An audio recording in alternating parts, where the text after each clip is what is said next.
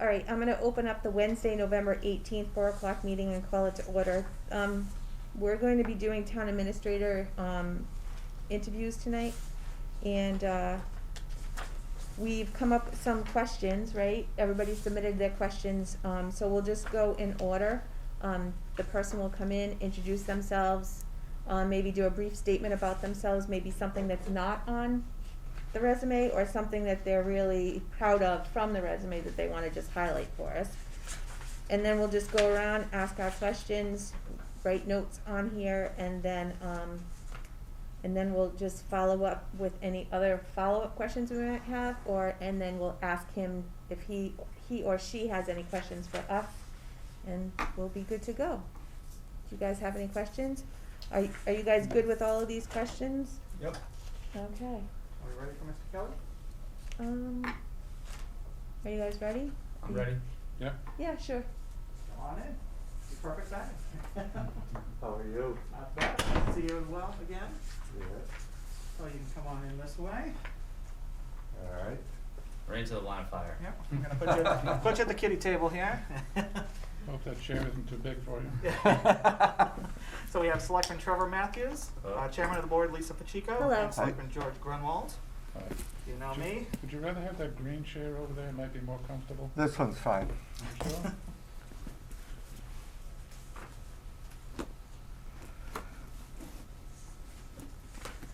Do we call you James or Jamie? Jamie, please. Okay.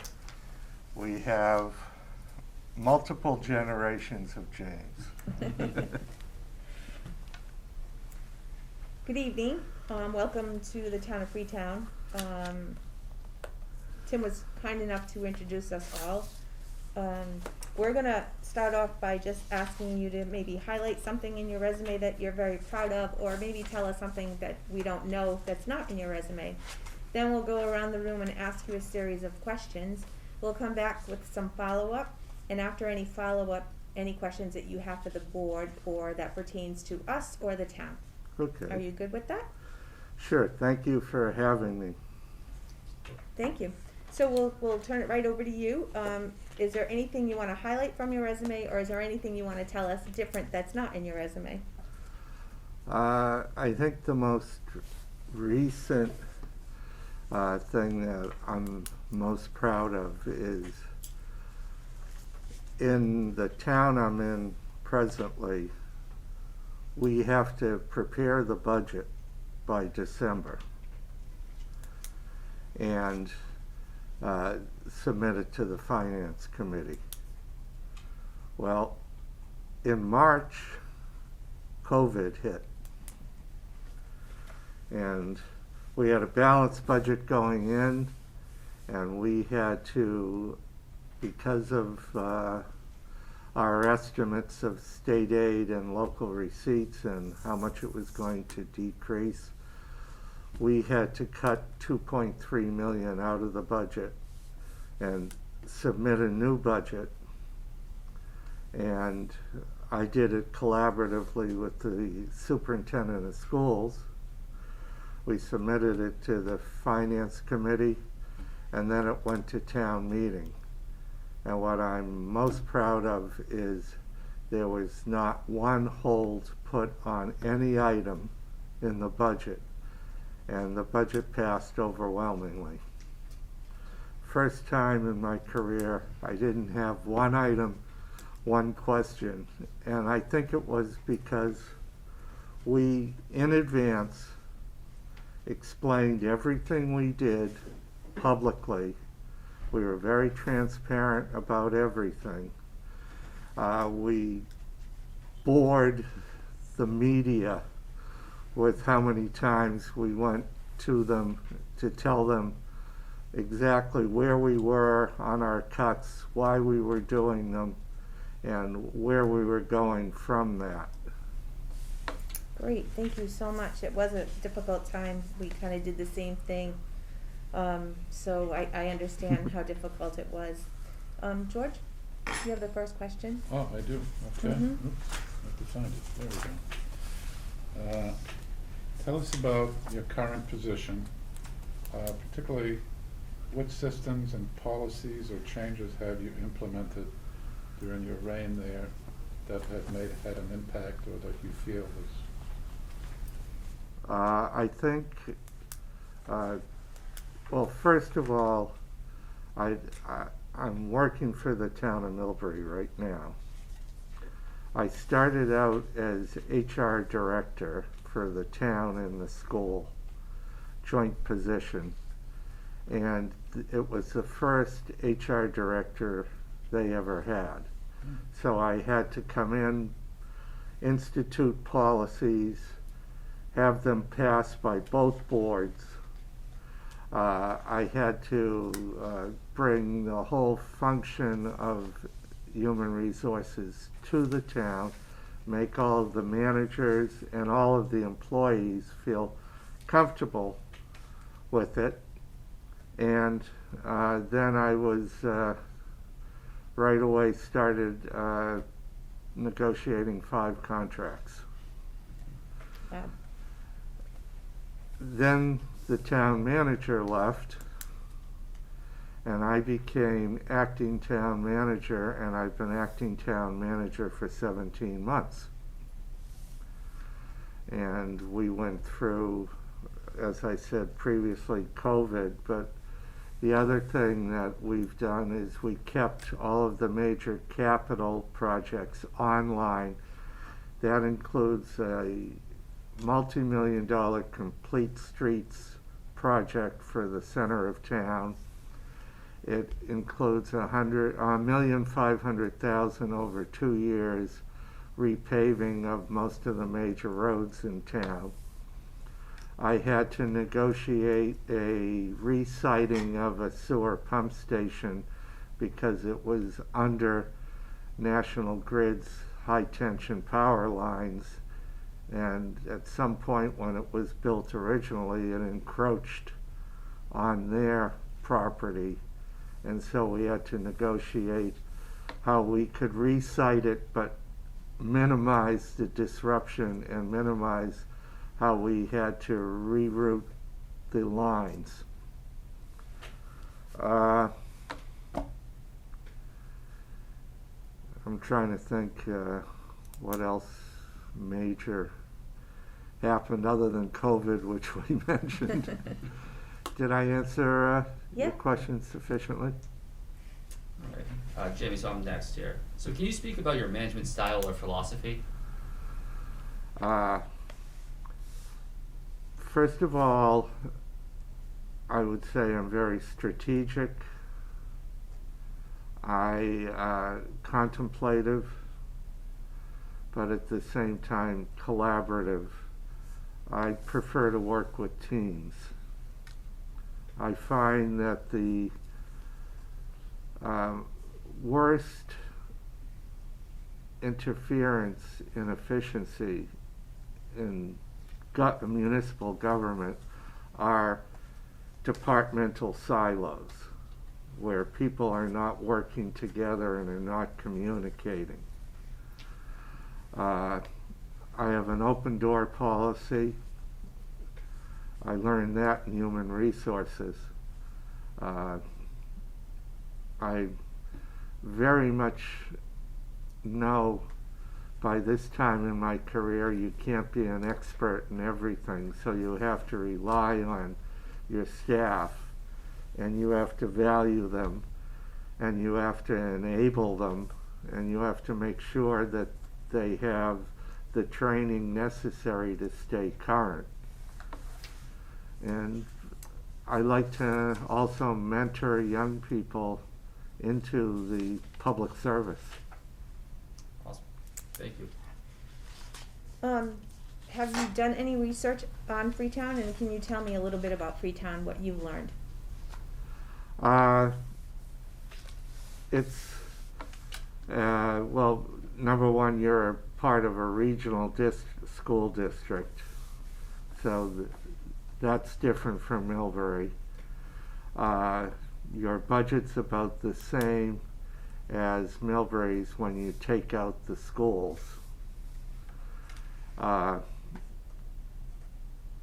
I've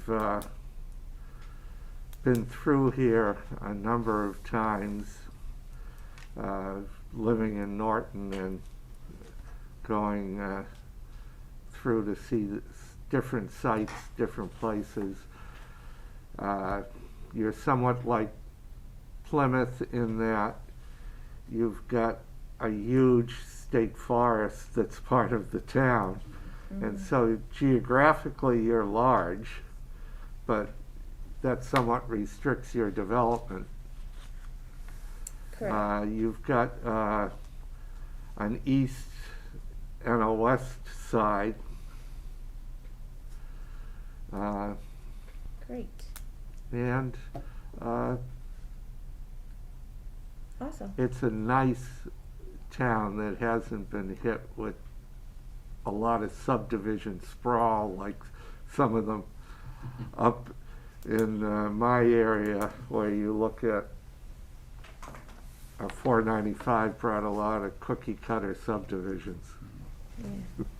Yeah. I have a couple more questions that I'm gonna ask. Who are your state reps in Millbury where you are now, and can you describe your relationship with them? Michael Moore is the state senator. Paul Frost is the state representative.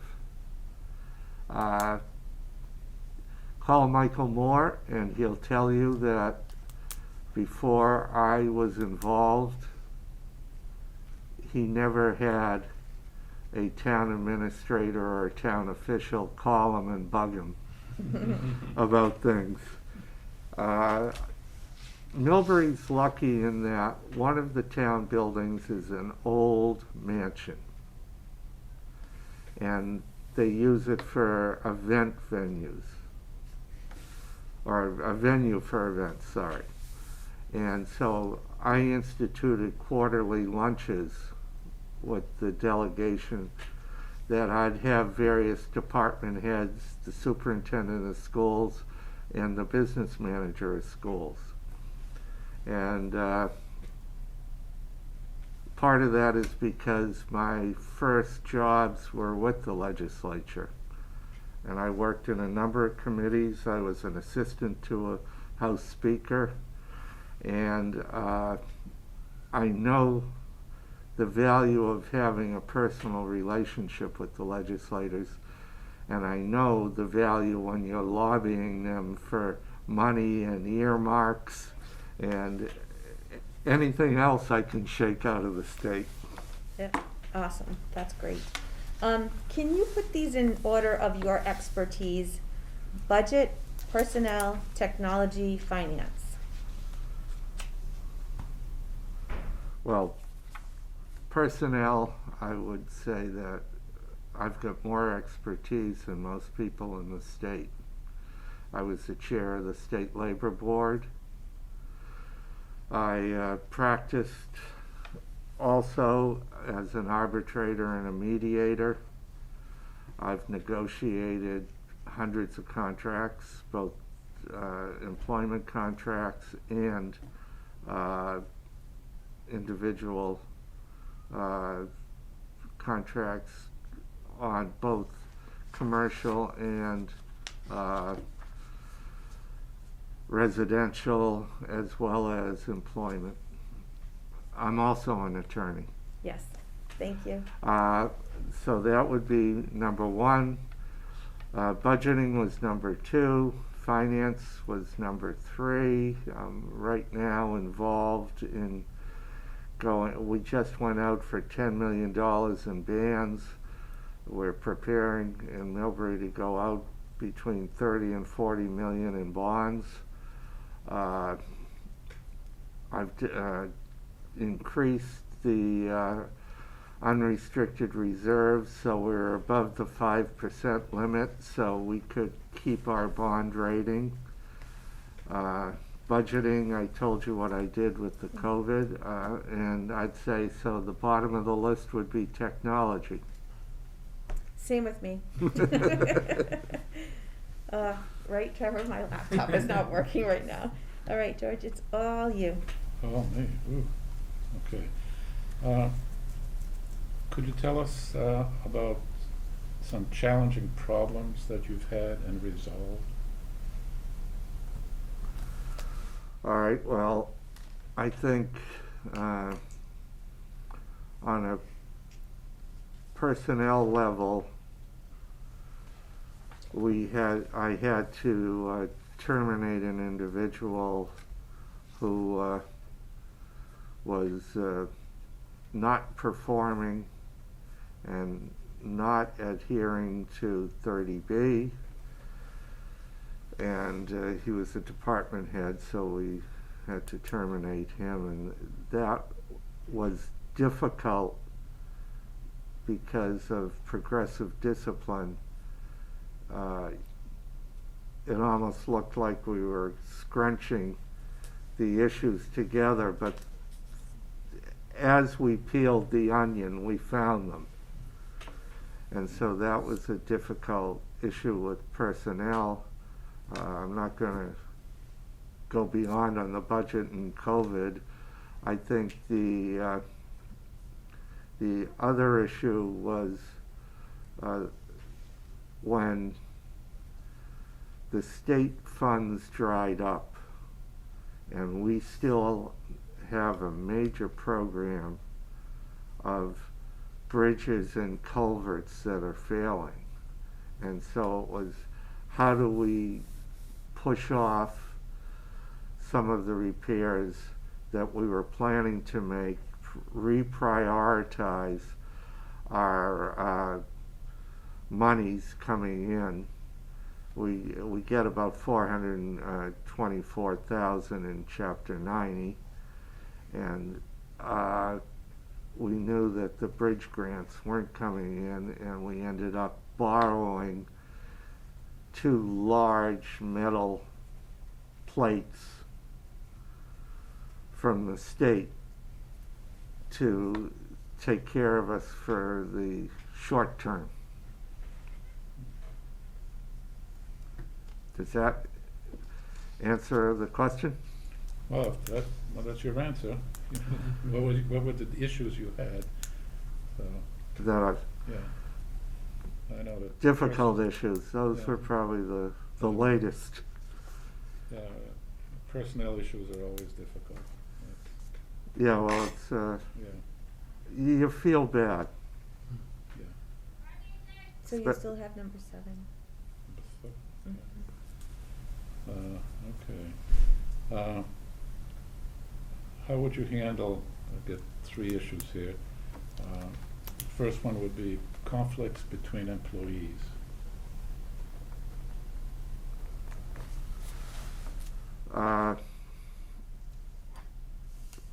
Depends on who the employees are. If it's someone that I have a direct day-to-day contact with, I would step in, and my training, one of my major expertise is being a mediator, and I'd see what I could do about that. If I felt it was not proper, or I should let someone else handle it, I'd refer to the EAP. If it was not someone I had day-to-day contact with, I would advise the department head on it, see if they could handle it, and then if not, I would have them refer to the EAP. How would you deal with a department head who's not meeting expectations? Well, first of all, with a department head, you have to make sure that you've defined their goals, and you make sure those goals are reachable goals. And then you discuss why they haven't performed adequately, and if need be, put them on an improvement plan and give them a chance to improve. And if they don't, then depending on whether it's someone who has protection, whether union or civil service protection, you'd start progressive discipline. If there are no protections involved, it would depend on how egregious the negative performance was and whether you'd keep them or whether you'd terminate them. Okay. And on the same vein, if these were union issues, how do you deal with the union? You always deal with the union openly.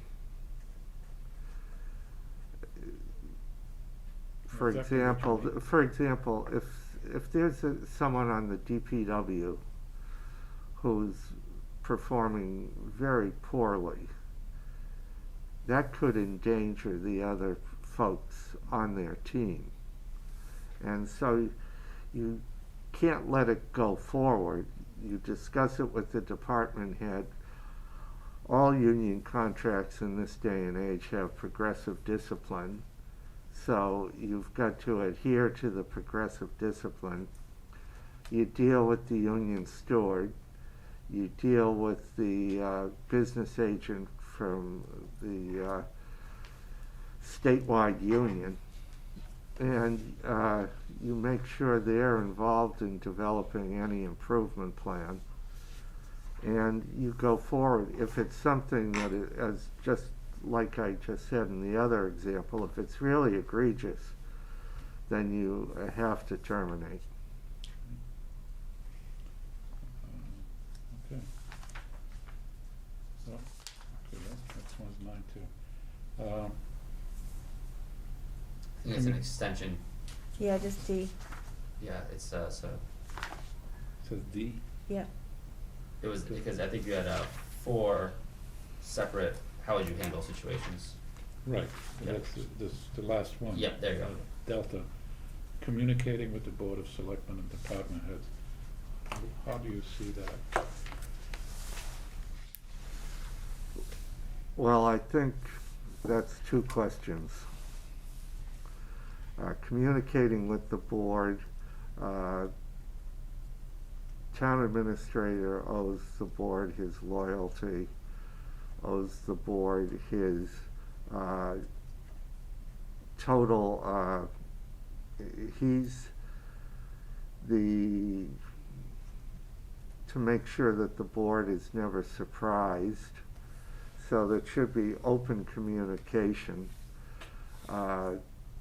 With the boards, I usually have a bi-weekly report in writing. I have emails on specific events that will go out to the board. If it's something that is really critical, I still grab the phone. In Millbury, until we had the masks and everything come down the pike, I had, and it was a 5-member board, I had a weekly meeting with each member.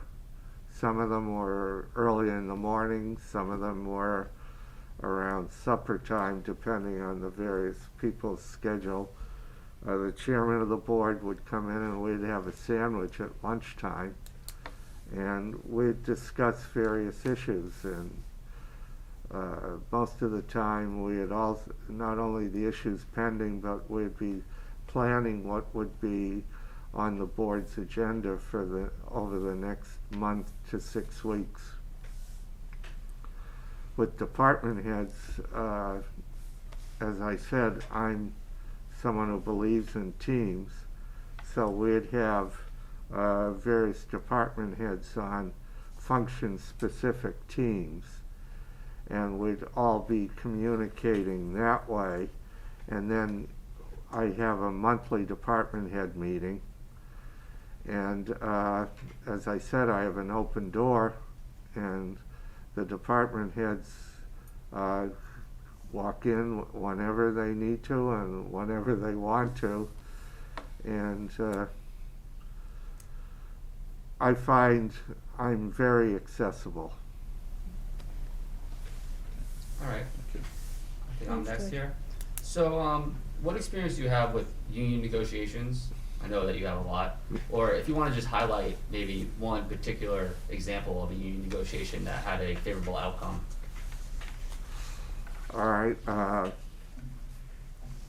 I'm gonna conflate two towns on issues that, when I arrived, I saw and I solved. In one town, a number of the department heads were unionized, and by a number I mean almost all. And we negotiated those positions out. In another town, part-timers, non-benefited part-timers, were members of the union. And I negotiated them out. I negotiated employee contribution for OPEB into the contracts. I changed from 75-25 to 70-30 the health insurance contributions for new employees. At the same time, we took all of the employees that were not Medicaid eligible, Medicare eligible, sorry, and paid the penalty, put them on our wraparound policy, and it was cheaper than us paying the health insurance.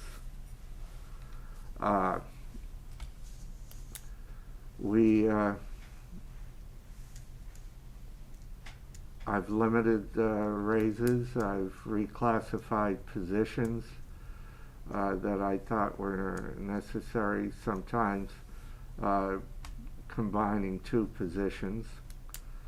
I'm trying to think of any of the other points that I consider normal. In one town, I put everybody on the same pay plan so that it was one grid. And we were able that way to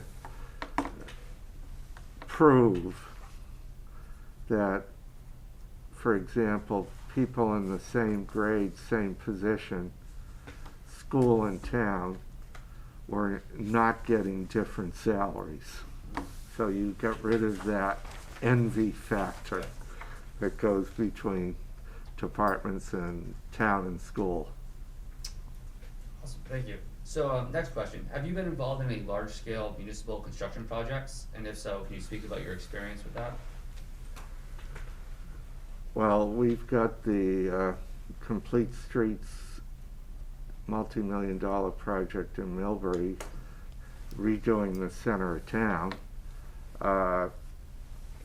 I've started the fire headquarters planning, and now we've gone into the funding stage for the design and the construction documents, and we've already determined where we're going to site it.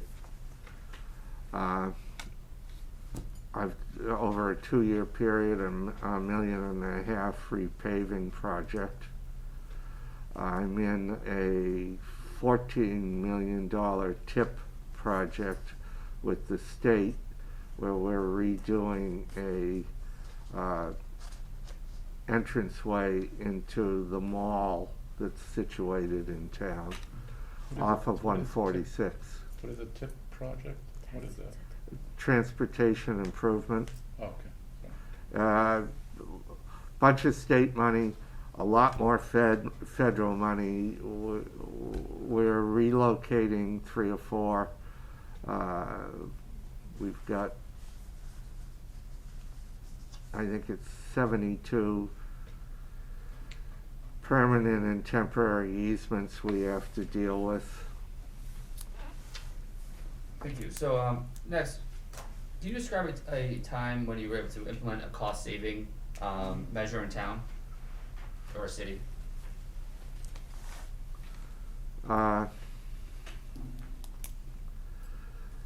The insurance, across the board insurances other than health insurance hadn't been bid out in a while. We bid them out and were able of eventually using different providers to save almost $200,000. For example, we changed our workers' comp provider and went with Mega, which is a public sector consortium pool that is primarily schools. It's unusual for towns to be in it, but we asked them to bid, they bid, and they were the low bid. So why not grab that? We brought a lot of trainers in through the EAP and others, proved to the casualty and property insurer that we had done it, and they reduced our rates appropriately.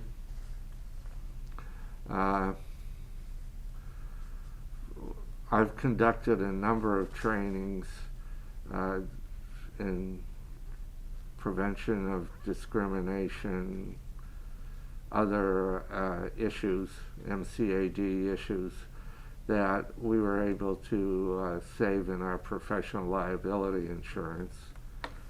And we also went out to bid on health insurance, and we've done a number of things to control, because at one point our cost to premium ratio was 110%.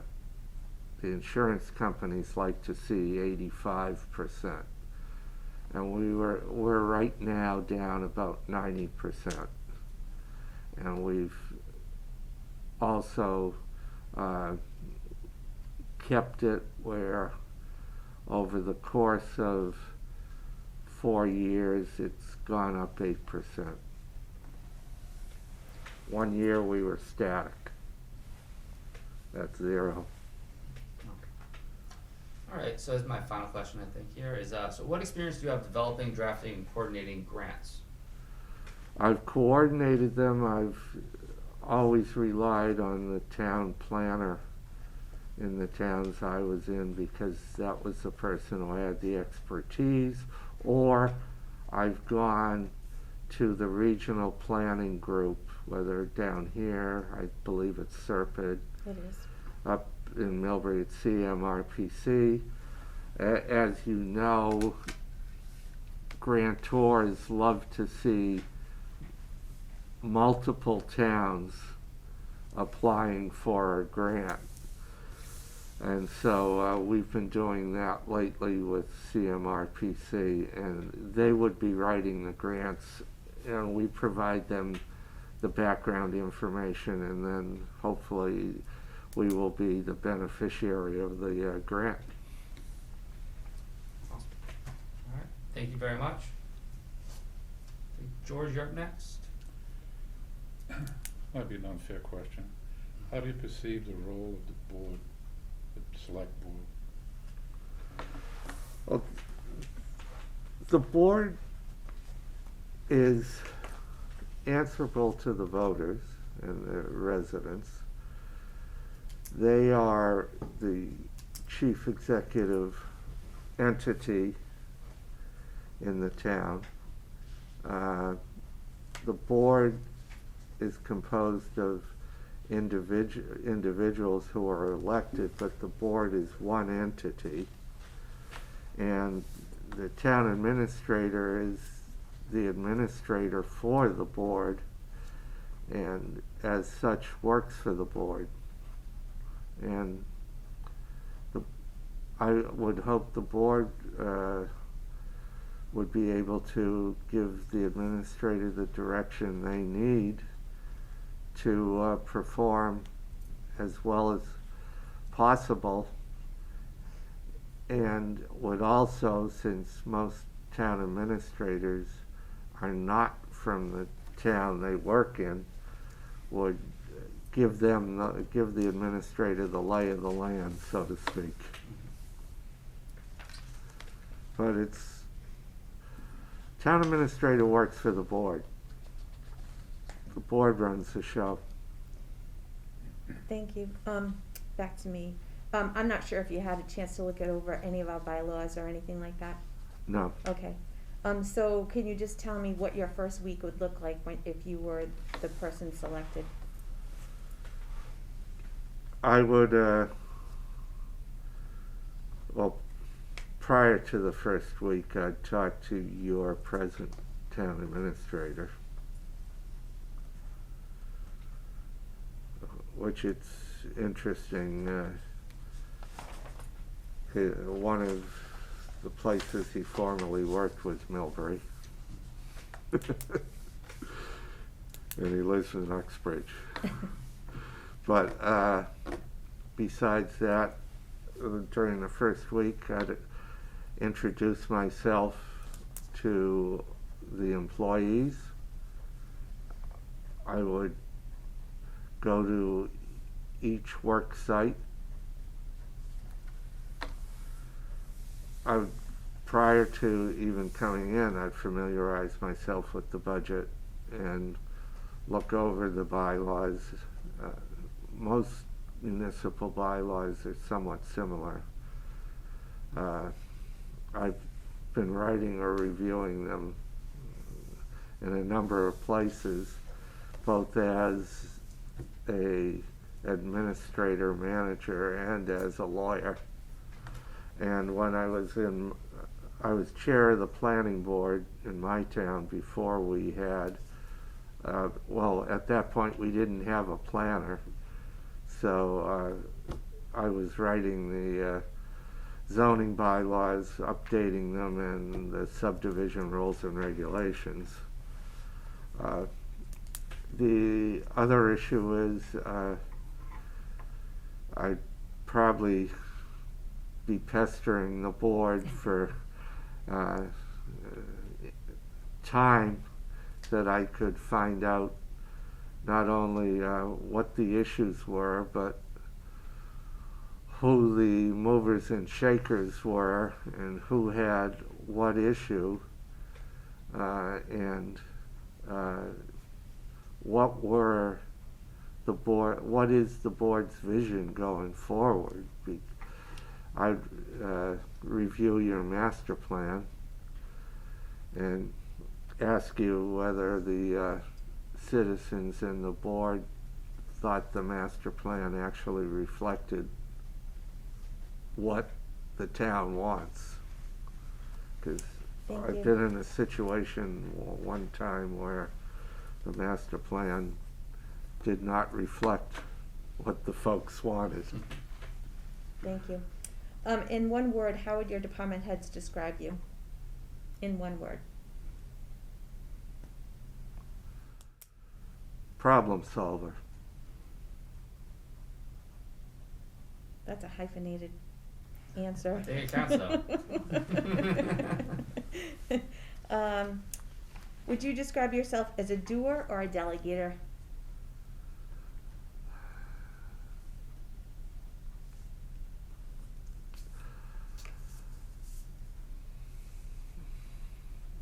I've been around long enough that I know that I'm not an expert in everything. And if it's something I know or it's part of my job, I'll do it. But you've got to rely on people who have the expertise. Thank you. I'm not an expert in public safety, but police chief and fire chief are. so Right. you rely on them. If the board gave you a direction, would you do it or would you delegate it? Depends on what it is, Okay. but, It's a difficult question. but if you delegate it, you better, and the board's giving it to you, you better follow up and make sure it's done. Thank you. My last question. Please define in your words what success is and how do you measure up to your own success? I'm a very harsh judge of myself. But I think you judge success internally. You judge success on the goals you make for yourself and whether you're able to attain them.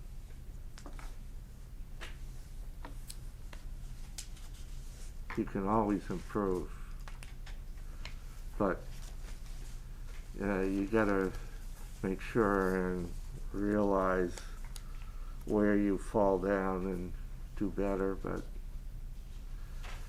no one's perfect, but For sure. you can't constantly perseverate on something that you didn't do right. You just gotta move forward. All right, George, do you have any follow-up questions? I have one. You've been in Milford 18 months, I believe? Millbury, Millbury, I'm sorry. 3 years. Three. 18 months as the town manager, and then I was HR director prior and filling in for the town manager at various times. But I think I read you were interim town manager, is that correct? Well, the charter defines it as acting. Acting. Oh, so that is the job description, acting? It was acting town manager. I had all the powers of the town manager. I had an employment contract, but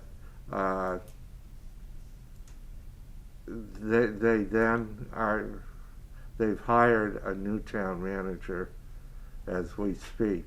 Oh, But I've been applying for town manager, town administrator, and if you've read the ads in the MMA, you know that there's a number of them open down here. And I would like something that's a little closer to home. An hour commute, I've gone through that, so it's, and especially after when you go into budget time and you've got 2 night meetings a week, it gets a little wearing. the commute to Norton is not bad. No, from here, no. It's a breeze compared to what I do now. Trevor? Yeah, so I see under personal management in your resume here, it says you performed a benchmark salary surveys and job classification analysis. Can you speak to like how that went and what were the results of that study were? Oh, well, that is more how you define a job and where it fits in a system. Yep. As you can, going back to the old Hayes system, you can point the value of a job based on functions and then see how it compares to jobs with similar or other functions. Mm-hmm. So I guess my question more is, was this like a specific kind of study that you did where you brought in like maybe third-party consultants, or was it an internal kind of thing, or is this just kind of a general, is it more general just? Actually, when I was chair of the labor board, we were the last appeal on any of not only the third-party or internal designs for compensation schedules. We didn't define it as such back then, but pay equity studies. And I did probably 2/3 of them myself that came up. Great, thank you. Do you have any more? Yeah, that's all I'm saying. Okay, I just have a couple. You said you did the $2.3 million in cuts, during the COVID because, like, in every town across the state, we didn't know what the government was gonna give us, the state government, or the feds at that time, what they were gonna give us for our funding. So, I did not lay off right. anybody. I gotcha, I heard. Which is quite a feat, right? Do you do an annual and a special, so do you go back in the fall? So did you go back in the? We just went back and did the special, and we restored $886,000 to the operating budget. We put another $500,000 into reserves. Okay. It was about $1.3 million was the difference between my estimate and the state level funding, state aid. Great. You talked about one grid pay and grade position. Do you do that for police and fire? What This was unions- one town, they had one pay grid So everybody in town across the town, but that was for base pay. Okay, You know, with police and fire, with their Quinn, pseudo Quinn, yep. et The cetera. non-funded Quinn. Yeah. Right. Or what you do for the folks that are join the force after Okay, the pseudo Quins. all right. And the detail money and stuff like that. Okay. Just one more. Well, actually two. You have a good relationship with schools because you kept bringing up schools. How do you work so well with the schools? What is it? You Well, said it's one school system, correct? Millbury is, Okay. yes. Well, I start out by reminding the folks from the schools that the first voice I hear in the morning and the last voice I hear at night is a school teacher. That's hysterical. Thank you. And but I value education. When I was with the state, 60% of our cases involved the schools, and as such, I did all the coursework for CAGs in educational leadership that you would do if you wanted the superintendent's license.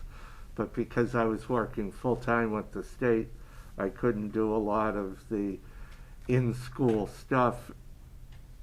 And because I was working for the board, I couldn't do it because that would be unethical if I was deciding a case that in any way impacted on what I was doing. And I have one last question. It seems like you have a good handle on working and negotiating with unions, but then COVID hit. So I know that there were a lot of policies that came down from the governor. How did you handle that? Did you call up the phone and work with the unions? Did you send them a memo? Did you sit down with all of them and discuss it? How did you do that? Well, we'd send them anything that came out of the state, the executive orders.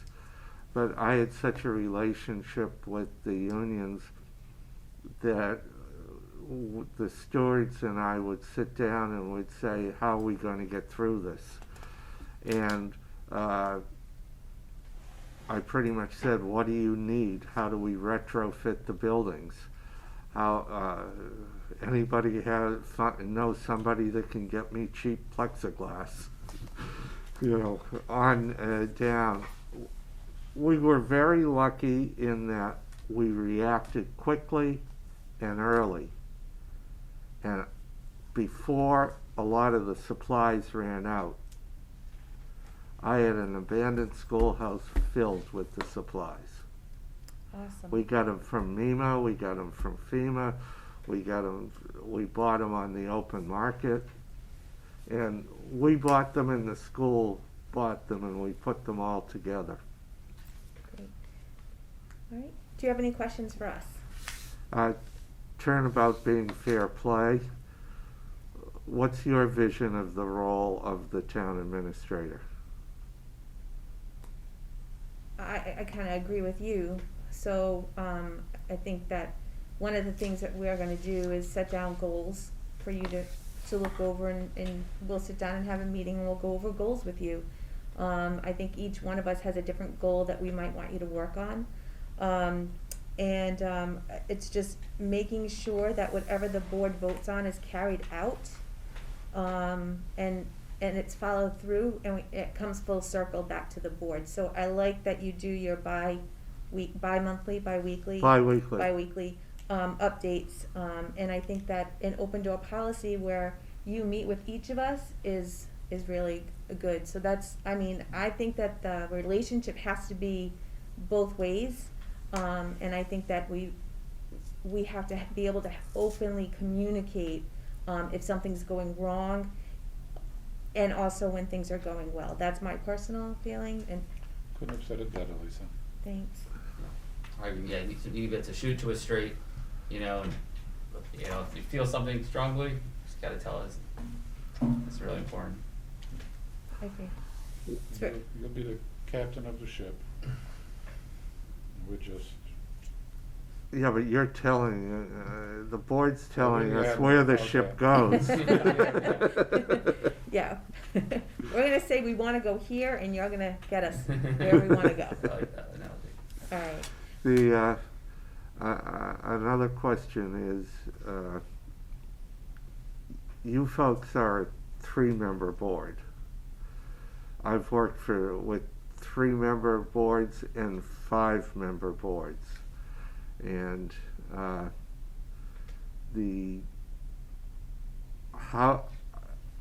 do you feel about a 3-member board and your communication So with the open meeting law hanging over your head? I mean, it is difficult because we don't know what we're each thinking before we come into a meeting. So sometimes it's really hard because we end up talking a lot about something or arguing about something that we really are all on the same page, but maybe come about it at a different approach, sort of. So I think that is difficult, but it also lends itself to listening to 3 different points of view and saying, oh yeah, Trevor, that's a great idea, let's do that. Oh yeah, George, let's follow through on that because I think that that's something we can work on. So it has its good points and bad points, but like I said, as long as this board individually can meet with you so you know where we are and you can wrap your head around what angles we're all coming from, would be beneficial. Yeah, I've found with one of the 3-member board that I worked with, I ended up having being a conduit of back channel communication, just because the open meeting law sometimes is so restrictive. I'm really glad you brought that up, because that is one of the things that I've come to realize, if you will, that I think my own personal opinion is a 5-man board would be a lot easier to work with for exactly the reasons you've stated. And give you guys a heads up, it's one of the things I would like to talk about for next year, possibly for the next annual town meeting, if you guys agree with that. There's a couple of things that we want to do that we're looking at. We're looking at possibly an appointed or an elected board of health. So that's another avenue that we want to go into, because it's too big of a job for any of us, and there's a lot of things that really are beyond our expertise, right? Especially right now during COVID. So. Yeah, Yeah, definitely. I'm not a medical expert, and I also am not an engineer of any sort. So a lot of those things, you know, just aren't skill sets that I possess. So. Yeah, I would, whether I'm here or not, just some free advice. I would encourage you, if you're going to go that way with the Board of Health, that somehow you make sure you've got a health professional as one of the members. Yeah. Yep, agree, that's Absolutely. kinda why we wanted appointed versus elected, but, Yeah. you know, right now, it's a lot to work through, so. Anyway, Yes. is that the only questions you have for us? I think with some of the hypotheticals that your search committee hit me with, and then I asked them if the hypothetical was really a hidden issue. When they- A very specific hypothetical. See, that's why none of us wanted to be part of that, so we don't know it, we don't wanna know it, so Well, we're they were good. asking about what you would do with the serious deficit in the budget. We don't have. Oh, we don't have That's that. not an issue. And they, No. that was my question to Yeah. them after I answered it, was, you don't really have that, do you? No, we don't, we're actually in really good shape, and I think all three of us are proud to say that. Yeah, that's from what all the towns have come through. That's something really great to say. And we did it all while building a police station, and we never stopped, so it was good. All right, we're good. Thank you so much for your time, we enjoyed it. Thank you very much. Appreciate it. Thank you, and I would really appreciate having the chance to work with you folks. Absolutely. Thank you so much. Okay. And enjoy your commute home. Oh, it is beautiful. Actually, the last time I was here, I took the back roads, just because I could. Yeah. By 140, did you go 140? Yeah. Yeah, that's Stay a off good, 24. that's a good route. Yeah. All right. Thank you Thank so you much. all. Drive safe. Thanks. Hi, how are you? Good, hello. The hot seat is right there. Yeah, the infamous hot seat.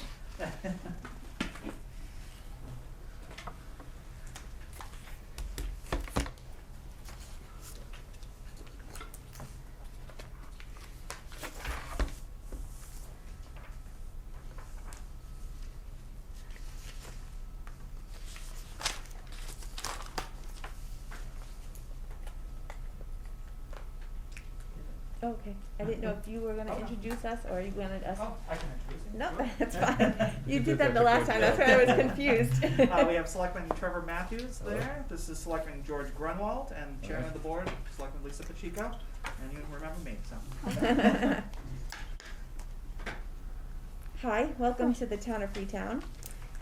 We're going to, open up, and maybe you wanna highlight something that's on your resume, or maybe you wanna talk about something that's not on your resume that you haven't hit that you want us to know about.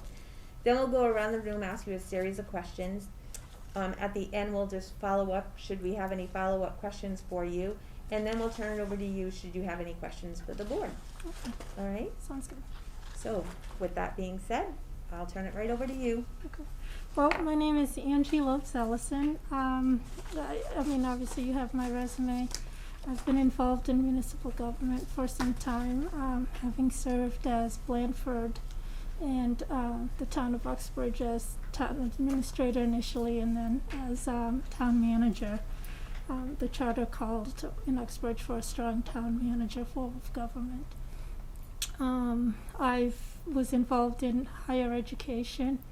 A lot of times people sort of, because that's where I came from in regards to student development and stuff, and the question I get asked is how municipal government, and a lot of the work relative to what I was doing as in higher education involved management.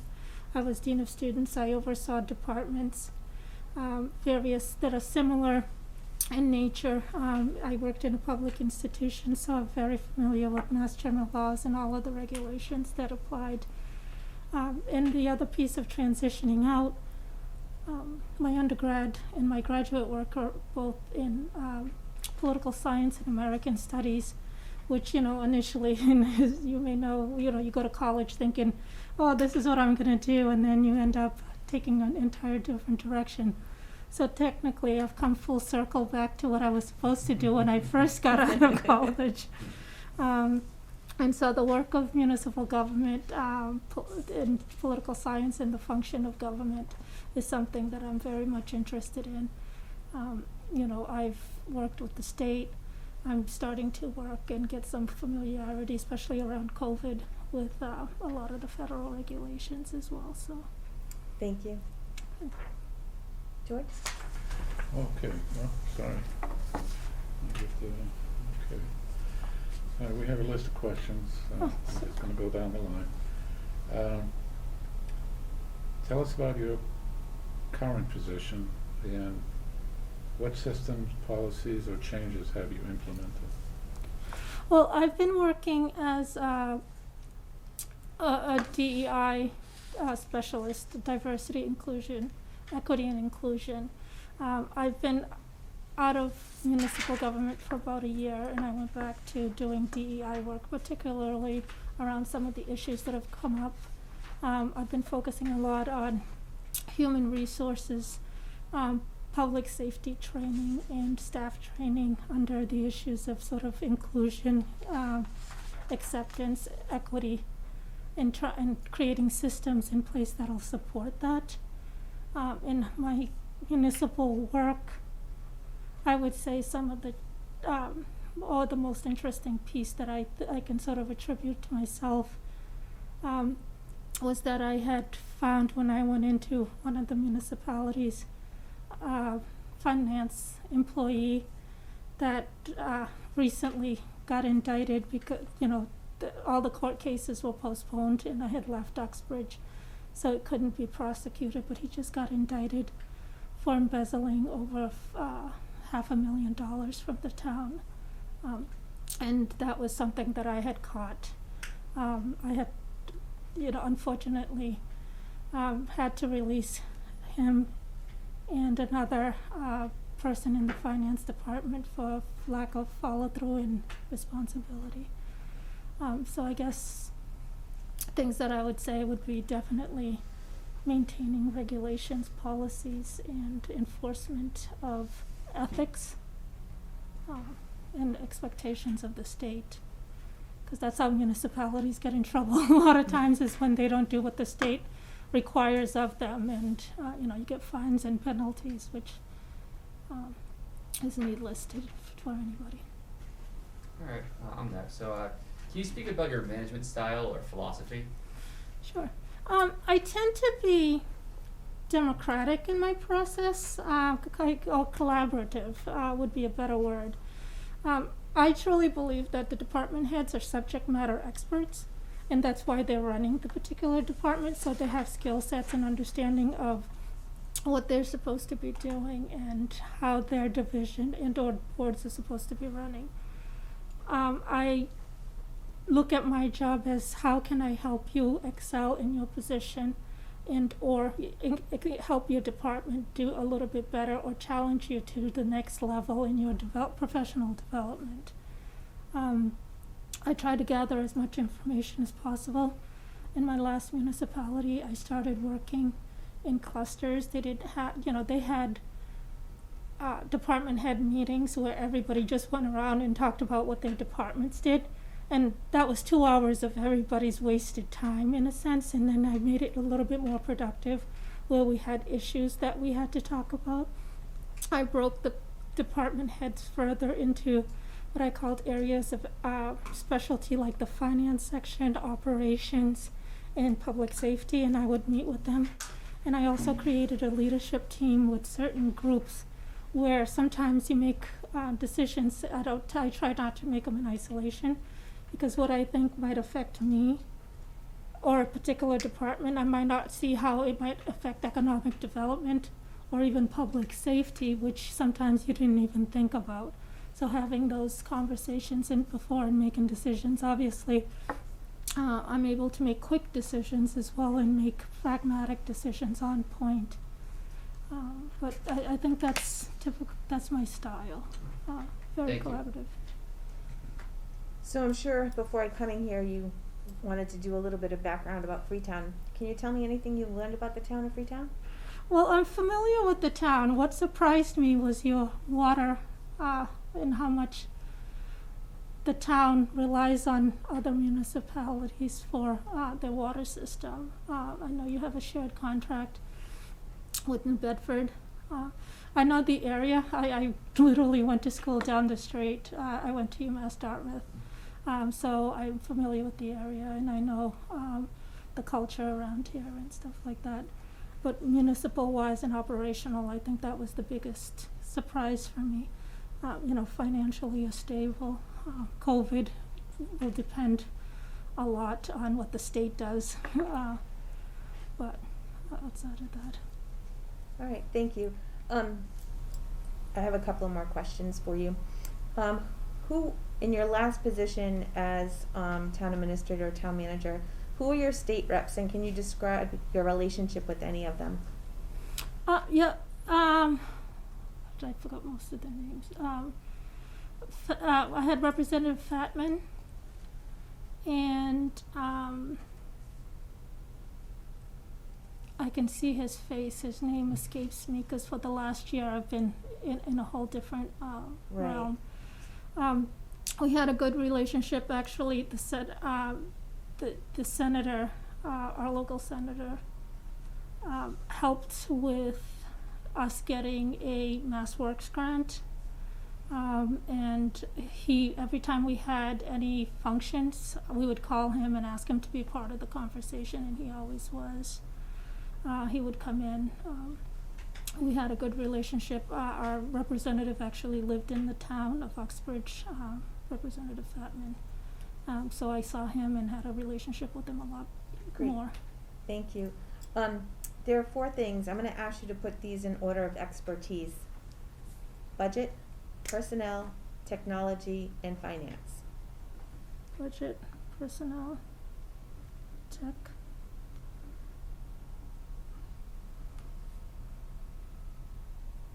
In order of my expertise? Yes.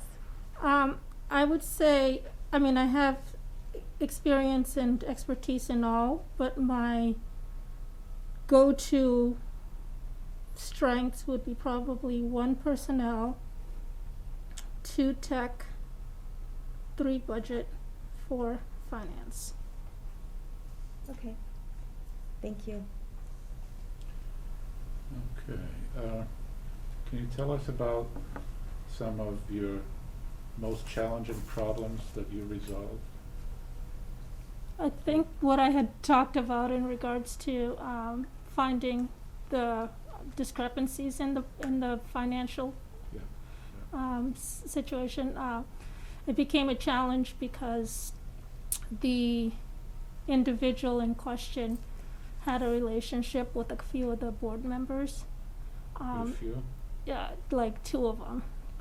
Yeah, it was a 5-member board, and used that leverage to create an uncomfortable, challenging situation.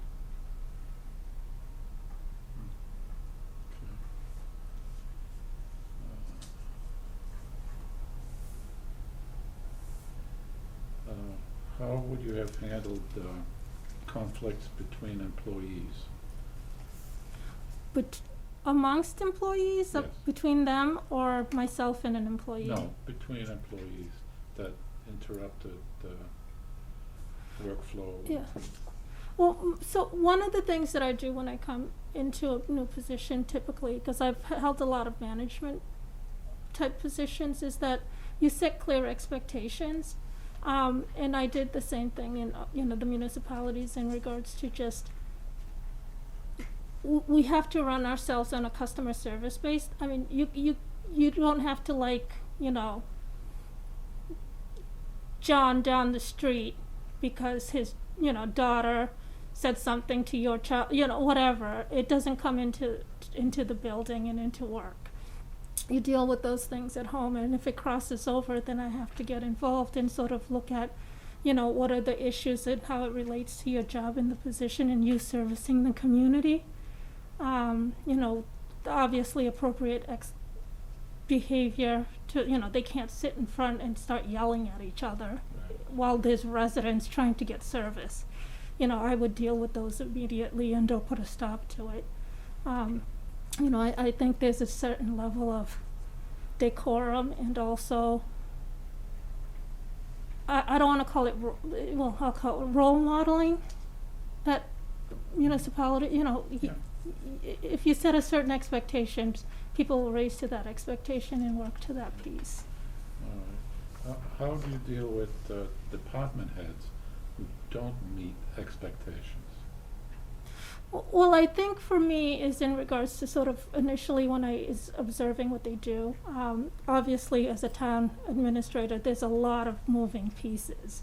Asking and holding, the sort of like the wheel. We're a team, right? We're real. When one of the spokes isn't working, it doesn't move along. So I would focus on that and help whatever deficiency they're having. If it's skill development, there's associations. There's a lot of free things that are happening now with the state because of COVID that are online, that I can help them get into and participate in. But if it's more, there's a lack of care and or a want to be in the position, they've, tapped out, they've reached their top and they're done. It's sort of maybe having a conversation of transitioning either into another role and or another position. If it's not in that aspect, I don't have issues from, me giving you the example of sort of saying to the person that they need to move on. Obviously documenting situations that are dire and call for more actionable results. How about union issues?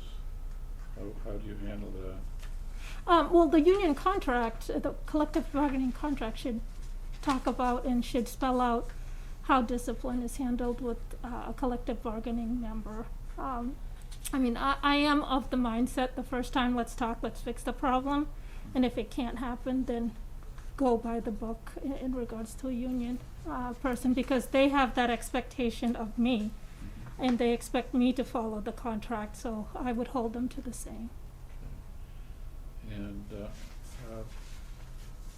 what is your philosophy on communicating with the board, with our board? Well, I think it's important. And department heads, I'm sorry. Department heads or the board? No, board and department heads. So boards and committees. Yes. Okay, like the planning board and stuff. Well, Okay. I really had in mind Board of Selectmen. I'm sorry, I wasn't very clear. Okay. Well, for the board, there's a different relationship that I have with the Board of Selectmen than the That's other the boards, question. right? So if it's for you, I think it has to be a real open partnership, in establishing in regards to, I would feel to collectively share all information with all of you. I don't, my job isn't to decipher who's going to respond how and whatever. If I give it to one, I have to give it to everybody else. So that way you all have the same information and can deduce from that piece of it. My past practice has been to be more in communication with the chair, because the chair establishes the agenda. So that piece of it may be a little different in regards to it. I don't know how you do it here. That might be something I work with Tim with in establishing it, but it's important to have communication with the board here and have, if something happens, an accident and it's a resident, I would drop you an email and say, or, call and say, so that way, one, if the paper calls and or something happens the next day, you already know and you're not blindsided by the information. The other boards and committees, I think it's sort of what can I do to help you? And also, what do you need to know from me in regards to regulations to be able to successfully do what you're trying to do and maintain the standards that are expected? Trevor? Yep. So what experience do you have with union negotiation? I've worked most of my career in a unionized, actually all of it, pretty much in unionized environments. I've negotiated a contract when I was out in Blandford. they didn't have a town administrator for almost 15 years. They had one prior to me, and then they didn't have another one till I came in, and I was part-time. I jokingly say it's my full-time job, but my part-time pay. You know, because if you do the job, you do it. You can't say, all right, 20 hours, I'm done, because you're not. But I had the Board of Selectmen member was negotiating a contract with the union, and it was almost a year and a half, almost 2 years in process of him negotiating with the union. When I came in, within 3 months, it was done and ratified by the board and the membership. I have assisted in some of the processes. In municipalities, I can't say I've been part of the negotiation of where the contracts are up, because every time I've been in the position, they've already been negotiated. The Blandford one is the only one that I actively participated in, but the others in higher education I was a part of the discussion groups, because we had a team that went in, because higher education's a lot bigger, obviously. Alright, so next question here. Have you been involved in any large-scale municipal construction projects? And if so, can you speak to your experience with that? Well, I'm NCPPO certified, and the biggest project that I can say that I was involved in, but it had gotten started, was when I was in Uxbridge. They had to redo the whole water treatment plant and the water system, and that was intense, making sure not only that everybody was paid accordingly, but that all of the regulations were being followed. The change orders that came in were valid, and verifying as the change orders came in. So there was a lot of moving parts in it. One of the biggest challenges in regards to sort of construction or building, and I know you guys just finished or in the process of finishing up your fire station, police station. Yeah, and so at the tail end of it now, you got to make sure that all of the punch list items are covered. When I was in Uxbridge, the fire station was just being completed. We were in the process at the same time of doing the water treatment center, and just making sure too the contract is, you hold them to what they've agreed to. One of the hardest challenges in municipal government is having, because you have to accept the lowest bidder, but it's the lowest qualified bidder, and if they're not meeting standards, there's ways we can handle it, but you have to do it within the regulations of the 30B and all of the municipal procurement laws. Alright, so can you describe a time where you were able to implement a cost-saving measure in town or city? I'm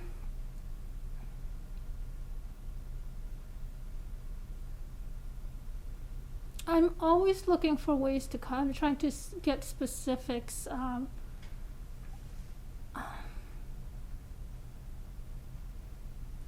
Offhand, I'm trying to think of any specifics that come to mind, but I'm always in that mindset of how can we save money relative to the budget process as well. One of the things actually that as we're talking that came to mind, when I was in Uxbridge and it wasn't received very well when I was putting the budget together, I did a level funding because the municipal budget is on the town manager, and I told all department heads and all boards that they needed to be level funded, including the schools, and the non-contractual folks couldn't get a pay raise until we knew where we were, because that's when we found out what happened with the embezzlement. So I wasn't sure where the money was, and people were just leaving left and right, so we sort of put a freeze on everything to just make sure everything was set and we had a better handle on the finances. I mean, I would assume it saved some money, Yeah. but yeah. Alright, so what experience do you have developing, drafting, or coordinating grants I've had a lot of grant experiences. I think grants work well in collaboration. When in Uxbridge, both in Blandford, I was involved in the MVP grant and being part of that process. We submitted a couple of community compact grants in seeing it through. One of the things that I find is successful, particularly in grants, if you're going after it for the state or even the federal government, is to partner with other areas. They tend to grant or give you those more readily if you're not just getting something for your municipality because you don't want to budget for it. So. All right, I think George, back to you. Okay. Thank you. Okay. How do you perceive the role of the select board? What do you see as our function in all this? Well, the select board is the the executive body of the town. I studied political science, so it's the town meetings, the legislative, you guys did the executive.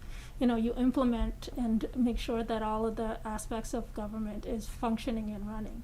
On a more practical day-to-day operations, I would say, you guys are and I'm trying to find the good word, sort of the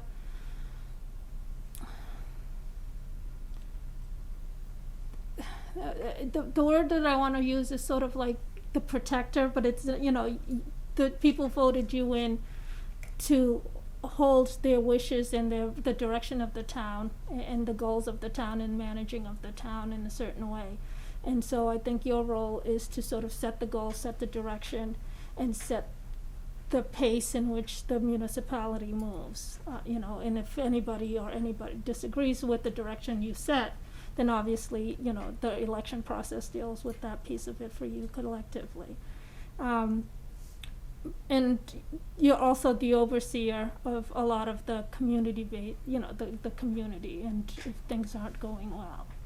And I guess I'll take it one other step in that, and I see my role relative to that is to implement that. You have a goal and vision for the town and the community. Your residents here, you've lived here, you know what you want to see and what direction you want the town to be in, and you give me these goals. My job is to make those goals into tangible and outcomes, and steps and processes in which it could come to fruition. Thank you. Lisa? Okay. Did you have an opportunity to look over any of our bylaws? I did, and Go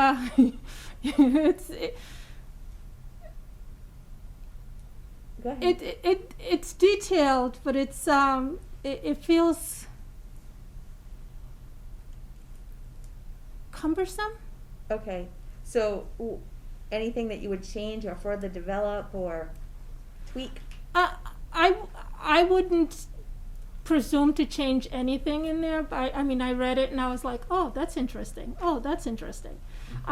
If I was to be the successful person and that was something that you guys wanted to look at, I would look at and give you some constructive feedback in regards to some of the other municipalities and or what goals you're trying to get through. Obviously, it has to be something that the residents also want because it has to be voted on at town meeting. But some of the things that, which is simple, the way it flows is one of the things that I saw that it wasn't a good flow, that was just stylistic things, processes and different things. I wouldn't sit here and tell you should do this. That's the role of the town town administrator with the Board of Selectmen in looking at it and what the goal of the community is to change it. Thank you. In one word, how would your department heads describe you from your last position and remind you? That's just one word. One word? Mm-hmm. Determined. Okay. Thank you. Just a couple more, please. Are you a doer or a delegator? Both. Can you expand? I got stuck on the one word. Sorry. Both. Yeah, I'm like, one word. There's a time for each. If there's certain points where there's things that need to be done, for example, writing the grant, you know, there've been times that I sat with one other person, two other people, and took the grant and let's just figure out the best way to change this. Doing an RFP, you know, I can easily call another town. Have you done an RFP? Another town administrator, and get a sample RFP and do that work. So that's, you know, but there's times too that I might need some, you know, a monthly expense report. I don't know what system you guys use for software. I might not have time to go log myself in, look for it and find it. I could just go to the, you know, the accountant and say, could you print me out whatever? You know, obviously getting information from the various departments as I need it, that would be delegated things. In crises, particularly around COVID now, everybody's got to pick up a piece of somebody's hat. And so at that point, we all have to delegate and or share in responsibilities. Thank you. Just one last question. Please define in your own words success, and how do you measure up to your own success? That's a good question. I think success is measured by two things. All right, professionally and in a town administrative position, I think it would be in regards to, this is kind of joking, town meeting voting on all the articles you have passed. That's success, no.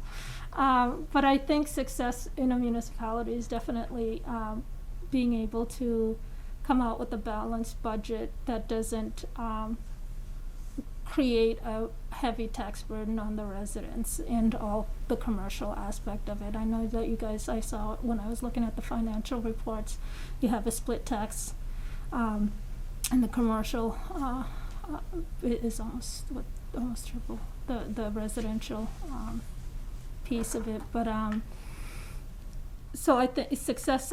I was going off on a tangent on the split tax rate. I'm sorry. That's fine. That's where my mind went. But See, that's more about what you've learned about Freetown that you didn't tell us. Yeah. Well, see, yeah. The one thing that I'm not good at is advocating for myself. I can see that. But I think sort of that piece of it, and also from a management perspective, having goals and, you know, meeting your goals and expectations, as well as having the department heads meet their goals and expectations, and having the residents feel like they're being heard. And I think, what was the second half of that? How do you think you've measured up to your own success? I'm harder on myself. I have high expectations of myself. I fairly recently, someone described me based on what was on my resume, and no lie, I looked around and I'm like, where is this person? You know, because I'm just hard at. I always expect to do better. So I don't gloat in the success. You know, it was a friend of mine that commended me for finding the embezzlement case. For me, it was just another day at work, and they're like, "No, you don't understand what you just did." Right. And it, you know, what's next? You know, you don't have Just another day in the office. Yeah. All right. So we're just gonna go around. Do you have any follow-up, George? No, I'm good, thank you. I'm all set. I think you've answered everything. Okay. Thank you. Yep, I think I am all set. I want to go back to the Freetown thing though, because you did look at the budget, so you know you know what the budget is, and you did take a look at the bylaws, so you have some idea about the bylaws. So you can't sell yourself short. Thank you. You're welcome. Do you have any questions for us? I have a few. I guess in regards, because what would be your expectation of the person coming in? Do you want to take it or? No, go ahead, Lisa. So I think the three of us, we're a 3-member board, obviously, would probably more than likely sit down with you and discuss goals. So obviously, we would want you to work towards those goals and meet those goals. I think it's hard with a 3-member board.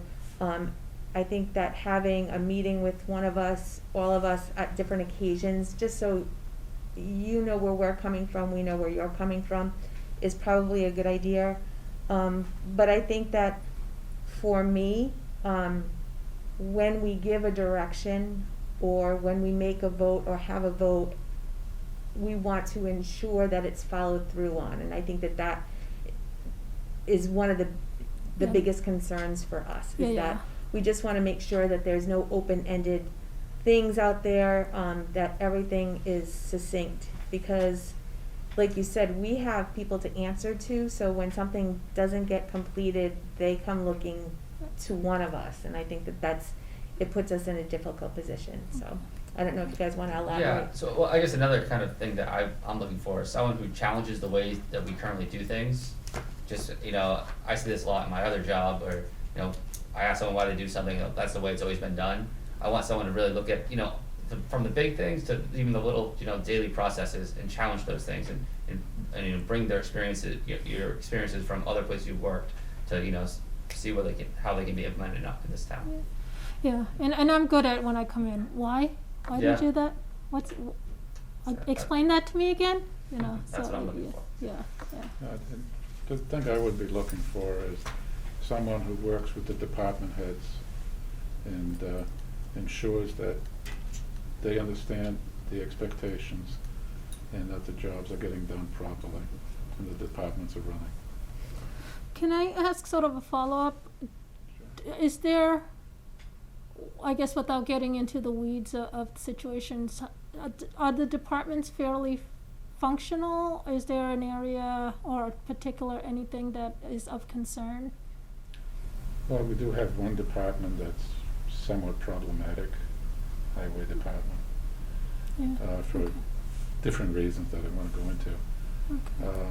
But other than that, No, we have a strong chief in the fire department. The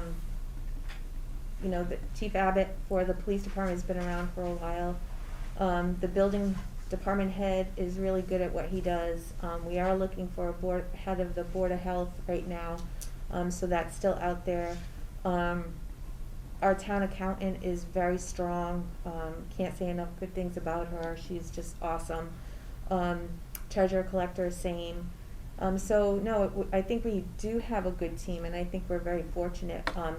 But there are some weaknesses that we would look to try to reinforce. Okay.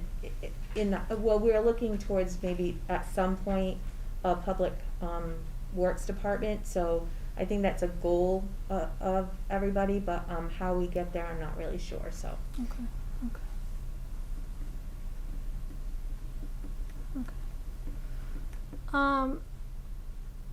What would be, and all of these is on the assumption that I'm the successful candidate, right? Mhm. What would be the top 3 priorities if I was to come in? highway department would be one. Yep, and for me, I have 2. So for me, one of the things is having department heads look at their job descriptions. That's what I was gonna say. Okay. That's- And making sure that they're working within their job description, and if they're working out of their job description, there needs to be a way to tweak that. Maybe the department's not running efficiently, maybe their job description has grown and we need 2 people to do one job.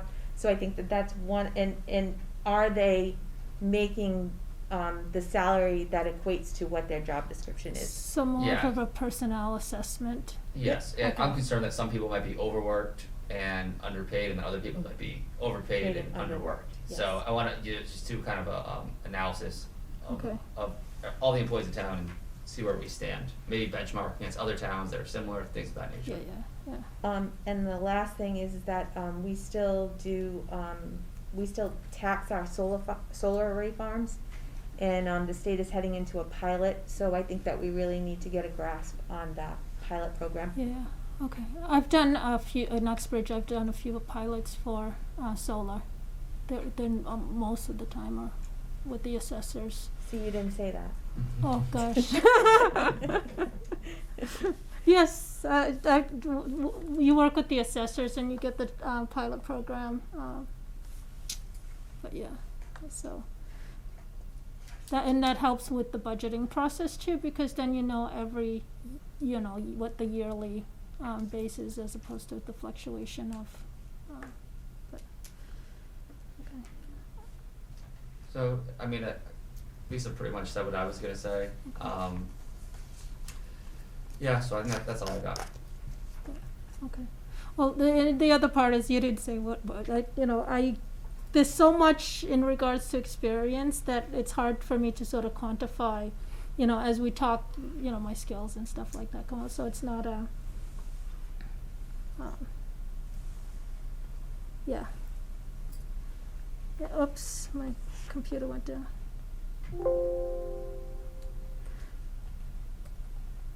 The No, other. I did have a question. Could you Yes, just sir. clarify on your resume? It looks like you were working as town administrator and running your own business? I do, like I said, DEI work. So it's, I do a lot of training on diversity because obviously, particularly in municipalities, there's not a lot of people that look like me. And there's definitely not a lot of people that look like me in management positions. So in trying to, especially now, I've had a lot of contracts, but prior to that, whenever I had an opportunity, I would do training with police officers to be able to help them be more sensitive to some of the diversity issues that are around. Thank you. But yeah, it didn't happen like in Blandford, because it was part-time. I did more of it.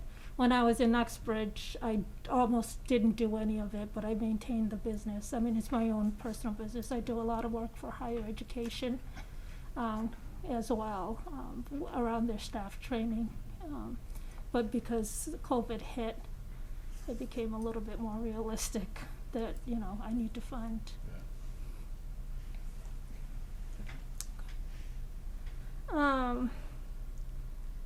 What do you foresee, I'm sort of paraphrasing it, in lieu of COVID, because all municipalities are going to suffer from the ramifications of COVID and the budget cuts there. What are some of the challenges that you see the town faces? Actually, my personal opinion is we're in very good shape. Yeah, we didn't have any budget cuts in COVID. Mhm. So we're very, very lucky. And we have both a capital stabilization and a regular stabilization, and both of those are good. Good, yeah, Yes. I saw that. I guess one thing we have a train station that's currently being built in town, and so that's gonna bring, a lot of opportunities, but also potentially, some unforeseen consequences. So that's just something that's gonna be a new issue we'll have to deal with. And who knows what's gonna happen there. It could be a great windfall for the town, or it could also lead to more traffic and things of that nature, so. You talked about grant opportunities in pursuing those. I'm assuming you want to pursue them, right? Yeah, we want as many grants as possible. Yeah. And the other thing is, if you could talk a little about the infrastructure. I know you talked about a capital plan, but So how do you brought up water line. We do have 2 water lines on either side of town, on the Assonet side and on the East Freetown side. Those only take care of a small amount of people. I'm thinking maybe 400 at the max. There is a water sewer enterprise fund, so they have their own funding source. But as far as infrastructure, I mean, like, we just built a police station. Right now we're looking into an addition, and several other things for the Council on Aging. And in the future, we're probably gonna be looking at the town hall. So those are the big capital projects. I mean, our bridges are fine. We just upgraded all of our bridges, so we're good with that. Town sewer would be great to have And, So- yeah, that's one thing we don't have currently Yeah. Yeah. So anywhere. we are working on the sewer line from Stop and Shop over to the Four Corners, which would be where Town Hall is. We're in negotiation right now with trying to take over the dam or have the dam given to the town. So we're in negotiation with that right now, which there's a water line, we put a sleeve in for the sewer because the diameter of the pipeline is that big, so we'll be able to put a sleeve in and come all the way down to the Four Corners without a big cost to the town. Yeah. Hopefully that'll lead to, some development in town where restaurants that can't currently, you can't build a new restaurant because they can't get a septic tank, Septic, yeah, it will yeah, just yeah. potentially open up a lot of opportunity. No, I have a quick question, just because you talked about the sewage. Where is the train station in relationship to the sewage line that you wanna connect? So the train station is a little ways away from Stop and Shop, so it's in the Sonnet area. It's up that way. That way? Yeah, Yeah, it's pretty near the close. storage unit. It's on the same road. Yeah. Cause the other piece of it that, I'm sure you guys know, is, which I was gonna ask if that was the case, did you try to do a Mass Works grant when the train station was coming through and piggybacking on that? So we're fortunate that the head of the train station is actually a town resident. Oh, nice. So we're fortunate in that regard, that she has kept us in the loop in all various aspects of that. Also, we have a really good rapport with our delegation. So they've been able to keep us on top of everything, so we've been really good about that. As far as, we do have a, economic development board, that is looking, should we get sewer, into what's gonna happen down there, and we will be looking into Mass Works grants. But the way our businesses are down there, we're not gonna be able to get the small kind of mom and pop operations that we're looking for. Right now, there's big business down there. We kinda wanna get away from that and do smaller business. Yeah. No, I asked because if if building a train station, the Mass Works grants would allow you an opportunity to get funded with the idea, big infrastructure projects like that, and then the town would benefit from having, one of the Mass Works grant could be, well, we need sewage down there, and it would Yep. tie into that project. So that's what the state reps are helping us on Oh, okay, right now. okay, Yeah. okay, so they are working, Mhm. okay. So they did fund a feasibility study for us, so we're working from that, but we found some really good ways to do some cost saving measures. So what was started out as a $13 million project? The sewer. Yeah, the that sewer sounds project. like I heard. We're down to a $2 million project because of being able to take over the dam and some moving parts that are going on right now that I can't really talk about. Yeah, got it. Awesome. Well, that's, what I have in regards to, my questions.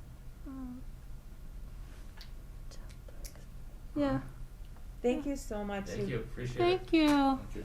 I appreciate nice to it. It meet was you. nice meeting all of you. Good luck. Good luck to you too. Thank you. I'm gonna see if my computer works. And hopefully they stop it. You guys aren't being recorded all the way through. I need to stretch my legs. Oh, I can ask, when would I know, are you guys gonna anticipate making a decision tonight? I'm not sure. Within the next 3 days. Okay, alright, awesome. Thank you. Thank you.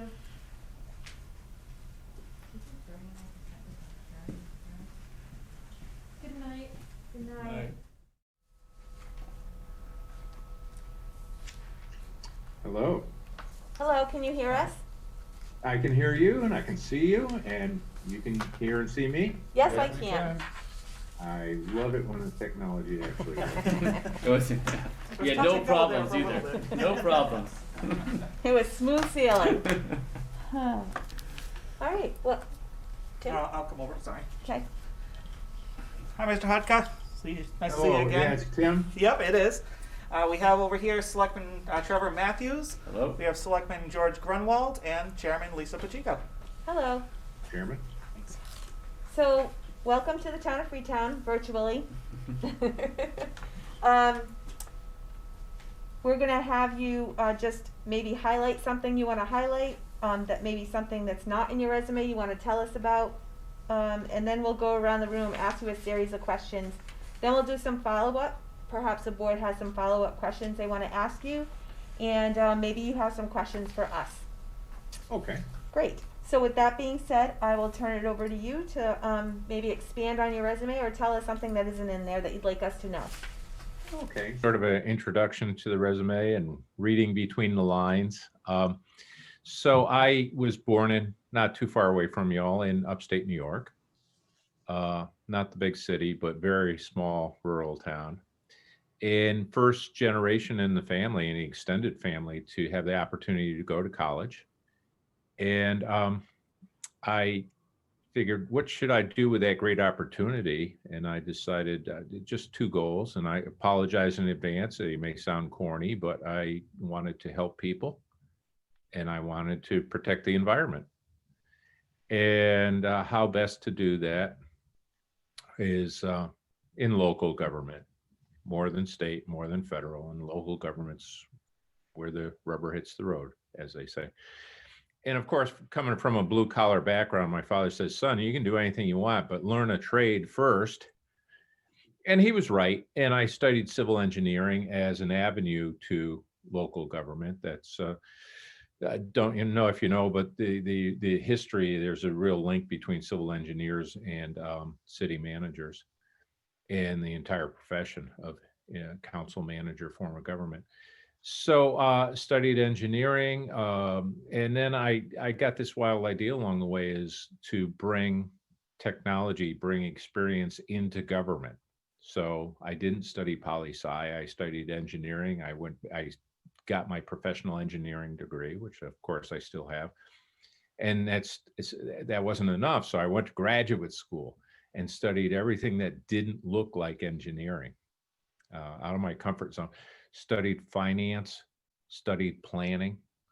As a matter of fact, my advisor said, you know, a week before graduation, he threw this on me. He said, you know, you just check this box here, instead of a master's in public administration, you can have a master's in planning. And I said, no, I'm already earmarked too much. I'm already shoehorned into the idea that I'm a dumb engineer. I don't need to be an engineer / planner. And then I made one more stop as I worked on Wall Street specifically to learn about municipal bonds and finance for local government. And it was amazing. I wasn't there all that long, but it was a fantastic education because we reviewed the finances and budget and management and contracts and everything about a series. I did 3 to 4 issues a week for 3 to 4 local governments and learned an awful lot about how things run and how they don't always run well. So then the rest of it is pretty much on my resume. I worked in a number of places, large and small, rich and poor, Northeast and Midwest. And there are a lot of people to answer some of your more obvious questions about my why is this weird fellow flying from Florida who's worked at these bigger places. My whole idea of my career and working in government is not the typical ego-driven, more population is better, higher on the org chart is better. A lot of my colleagues called me when I took the job as city manager in Port Huron. What are you doing? I looked them up. That's a small town. And I'm like, I don't care. They need help. There's a lot of fun things to do here. There's a lot of things going on. And I greatly enjoyed that job. Same thing when I went to work for the city of Cleveland right after their near bankruptcy. Tom, that's a career ender. That's a dead end. Why would you go to work for one of the poorest cities in the country? Most rewarding job I ever had. So my approach is, give me a broom, I'll sweep. Give me a hammer, I'll find the nails. And I just, that's why I've applied for this position. Is it's answer your question. Gee, Tom, you worked at larger places, you worked in different, and so forth. Thank you so much. That was actually pretty inspiring. Yeah. So I'll turn it over to George. Let's go get them now. You're all pep talked up, right? Okay. All right, we have a series of questions that will be bouncing back and forth. And the first question is, when I put my glasses on, tell us about your current position.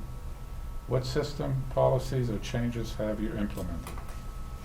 Okay. Well, just to explain, I have the world's worst timing because after almost 11 years, I decided to move on from Broward County. And I gave them 3 months notice so that I'd have enough transition. 3 months, certainly enough time to find a good job. 3 months transition for them. It was like a week before we realized what the pandemic was all about. So most of the positions I've applied for have been put on hold, or they took the easy way out and just hired the person already acting in the job. So it's a little dry out there. So I am working, just so you know, I'm working as a independent consultant, helping one of the engineering companies down here in the meantime, while I look. But to answer your question about my last job, the Broward County Public Works Department had a lot of problems when I started. A lot of theft, a lot of most of the road crews were not working. They were sleeping in their trucks. This is 1,300 employees, and this is not a little bit around the edge. This was endemic across the whole system. Ended up working with the FBI. 2 of the division directors were on the take.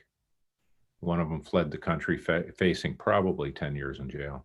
His counterparts on the private side served 5 years each. And on and on and on. A lot of people who were trying, but in the wrong jobs. Staff in general was not properly trained on even the basic things. What, for example, what interviews you cannot legally ask in an interview. Our folks didn't know that stuff, working for one of the largest governments in the country, and they weren't trained on the basics. And I turned all that around, drastically turned it around, created one of the best departments, one of the best government agencies you'll find anywhere. Great group of people, all the way from the management team down to the front ranks. And you know, in the first year, well, in less than a year, reworked the management team, mostly hired from within, found the gems in the rough to promote into management positions. And then we took the second year working together as a team to rebuild the department all the way top to bottom. So that and everything else grew from that. We had a lot of successes in getting traffic moving a lot better, reducing pollution, a lot of innovations, technical innovations across all fronts. But it all grew from getting the right people in the right positions.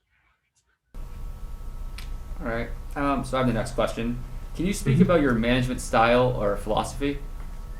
Yeah, it's going to sound trite. I'll warn you in advance.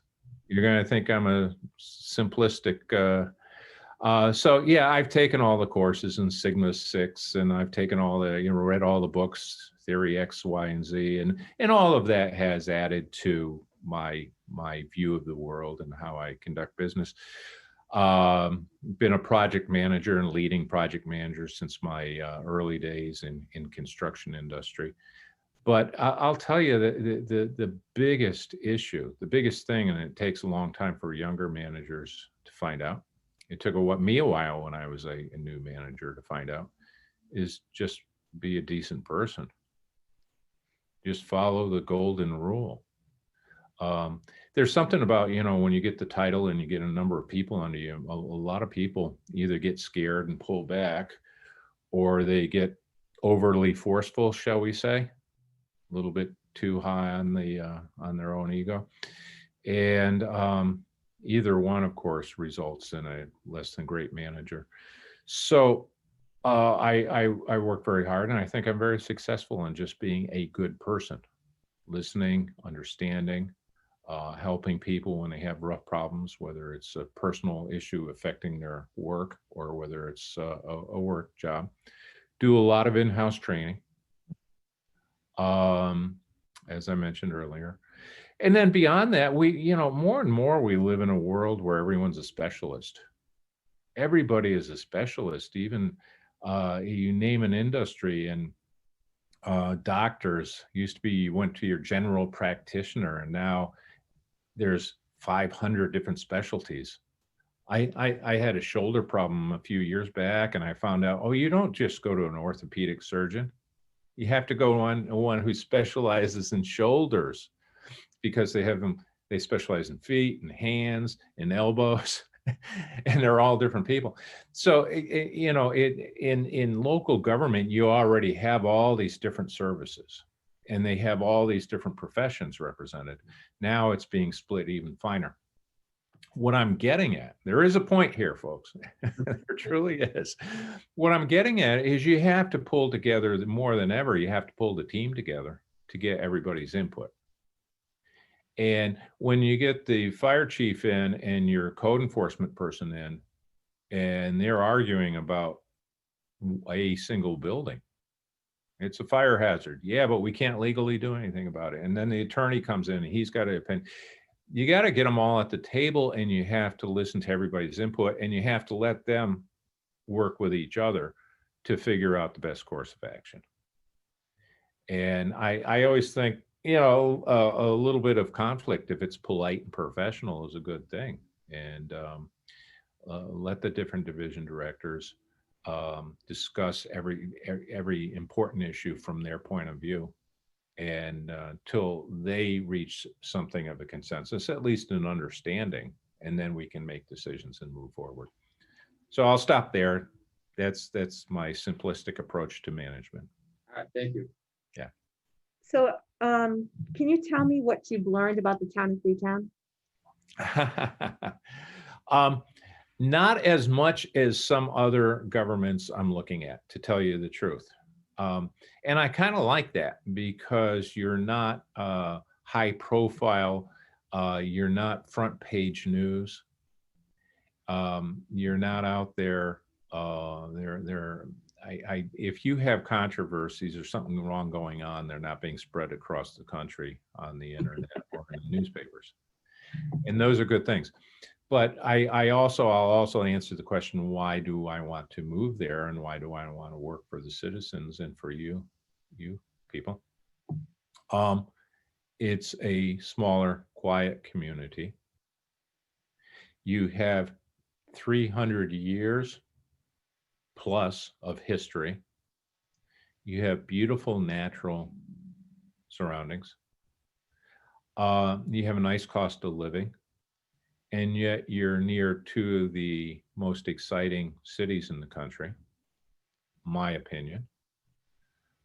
Well, three if you count New York City too. You're not that close, but between Providence and Boston, you're in a wonderful place. And I was doing a little bit more research a couple of days ago, and I found out that you're at the end of one of the commuter rails, which is really exciting. And there are plans to extend it right into town. Yes, that's correct. Yeah, and that's those are all wonderful things. So you have the benefit of being near the big metropolis, but none of the burdens and none of the hectic, the problems. What else have I learned? I know that you use the town meeting form of government, the approach, and yes, I do know that very well. Many years ago, when I was graduating from graduate school, I actually interviewed with Don Johnson in Acton for Public Works Director. And if you know him, I see where he just retired, but he had been there for many, many years. Very nice fella, and he let me sit in on a meeting to get a feel for what it was all about. Ended up not taking the position, but it wasn't right for me at that time in my career. But no, I know the very strange breed you have in Massachusetts for town meeting government. Great. I'm not sure, in any of your positions, did you work with any of the state reps, and how would you describe your relationship with them? Always worked with our state reps. Worked with elected and appointed officials at all layers of government.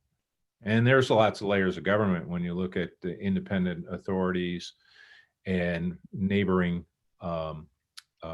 governments, neighboring jurisdictions, county, state, and of course, federal government. No, wherever I worked, we always had good, close relationships with all of the other jurisdictions, including state representatives. More than a few times I've gone to the state capitol and testified at hearings at their request, which not only got our opinion there, but it also helped them because they were trying to make a point to their colleagues. There are times and place, dare I use the word lobbyist, there are times and place where you hire a representative to go speak your say in state and federal capital. But I'm more the type to send the experts. If it's an issue involving police, send your police chief. If it's an issue involving finance, send your finance people. But I worked all the way up with more than a few governors. Worked with a couple of presidential cabinet officers over time. Great, thank you so much. I have one more question right now anyway. Can you put these in order of expertise? Budget, personnel, technology, finance. They're all number one. Sorry, I don't mean to be cheeky, but here's the point. To get things done in local government, you have to get everything in order. If you're missing a piece, well, guess what? Your program doesn't succeed. You know, if you finance it, but you do the cost estimate wrong in the budget, hey, you're not going to build the bridge. If you don't focus on human resources and hire the right engineer, both in-house and consultant, you're not going to have a bridge. So I've worked really hard, as I said earlier, and when I went to graduate school, I've worked hard my whole life to stay out of areas of comfort. To when I said, no, I know a lot about civil engineering, and at one point I know a lot about bond finance.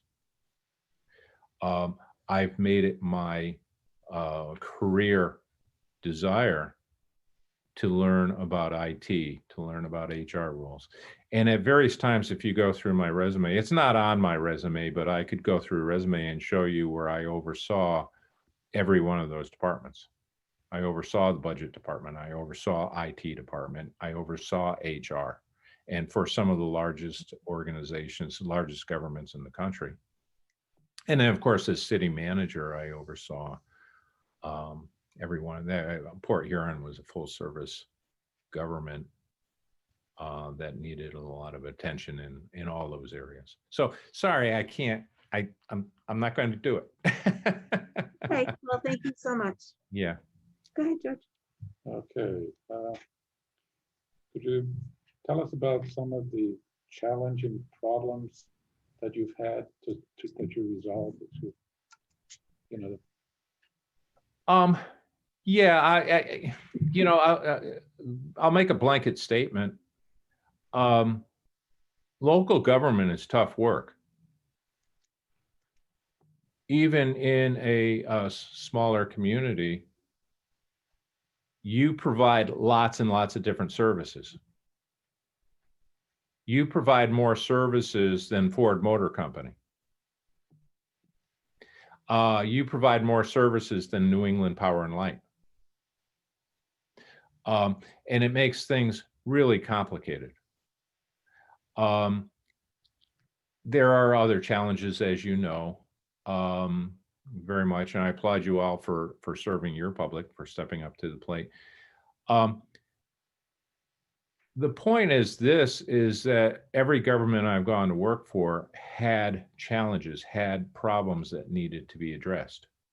In every one of them, I pulled out all stops and made sure that we were operating as efficiently as possible, providing the very best services possible, and making it as nice a place to work, most comfortable environment for our employees, challenging and rewarding. And I already told you one story where they really had problems in Broward County Public Works Department, and turned that around. When I was city manager in the city of Port Huron, real quickly as one example, right before I started, there was a recall of city council members. They had a board of 7, and 4 of the city council members were being recalled. And recall, it is like impeachment. It means starting the process, not finishing the process. Well, the recall failed, and they stayed in there on council. The recall was led by the other 3 council members and by city staff. Council meetings were 8-hour screaming matches.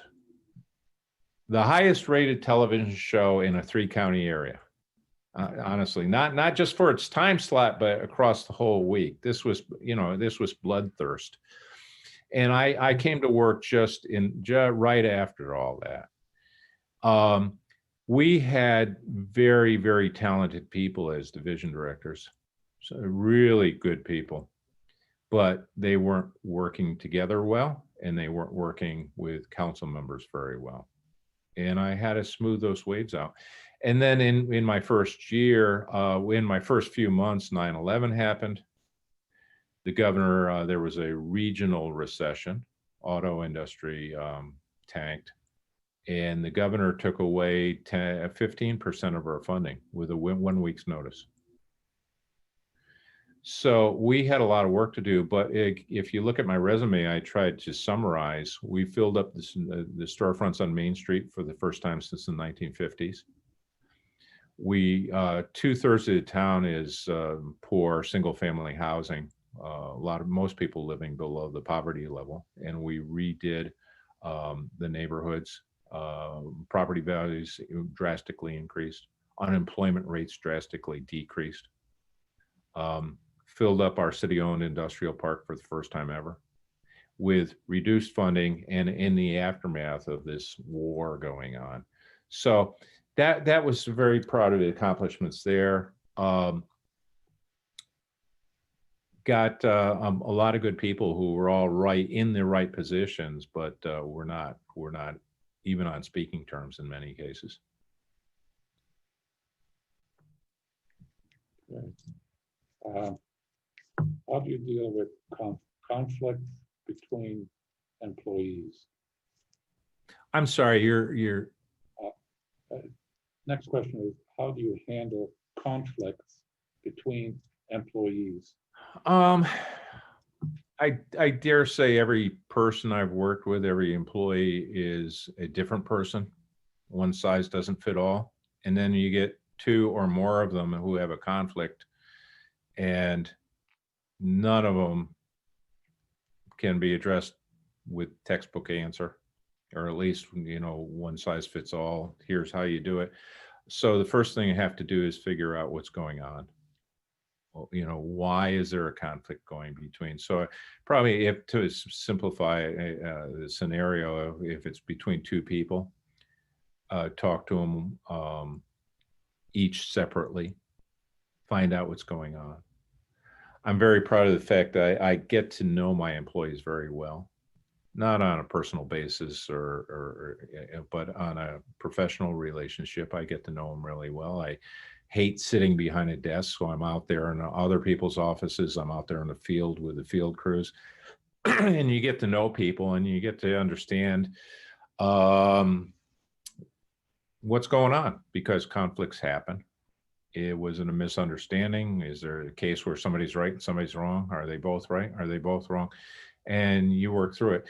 I've been known to pull both people together and sit them down and try to work through it.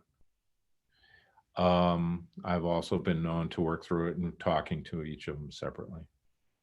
It's an extremely difficult question to answer, because every conflict between people is going to be completely different, and you have to figure it out.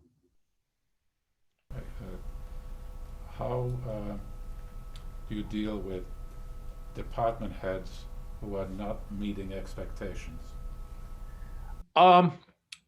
Again, first and foremost, figure out why.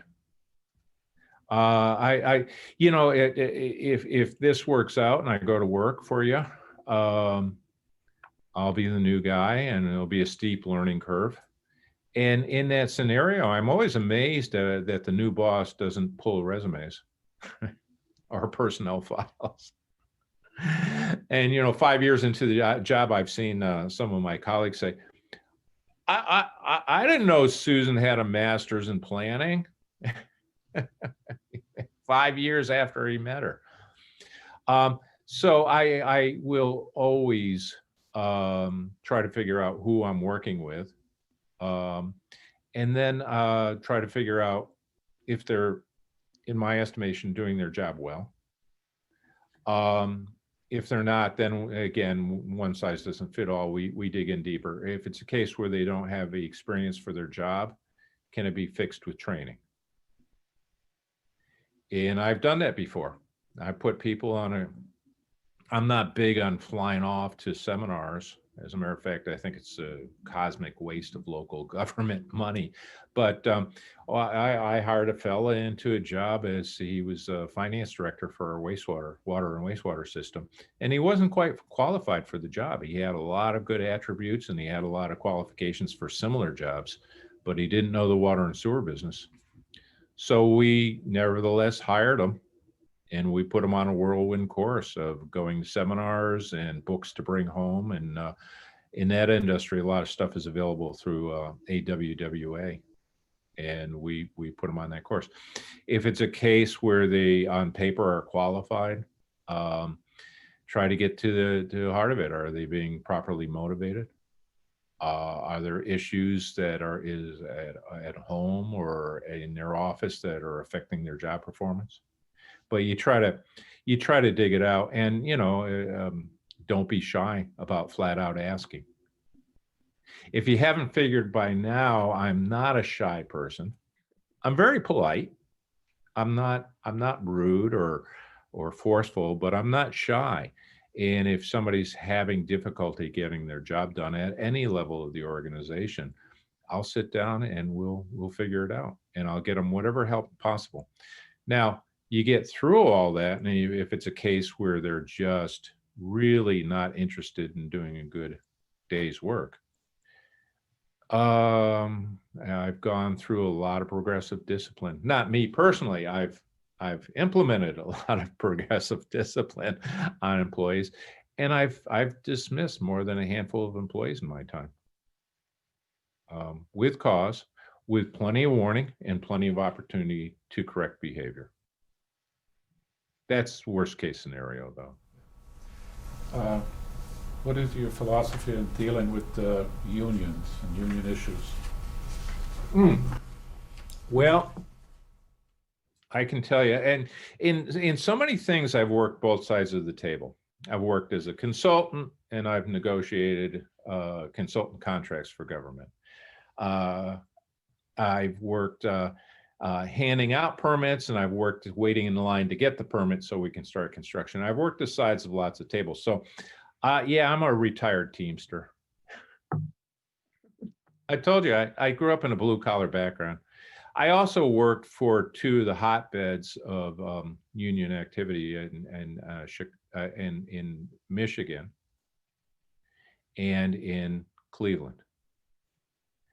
And I'll tell you, they used to have, I was basically a department director, commissioner in Cleveland. And they had a formal organization of all the commissioners. And I used to go out to lunch with the parks commissioner or the finance commissioner.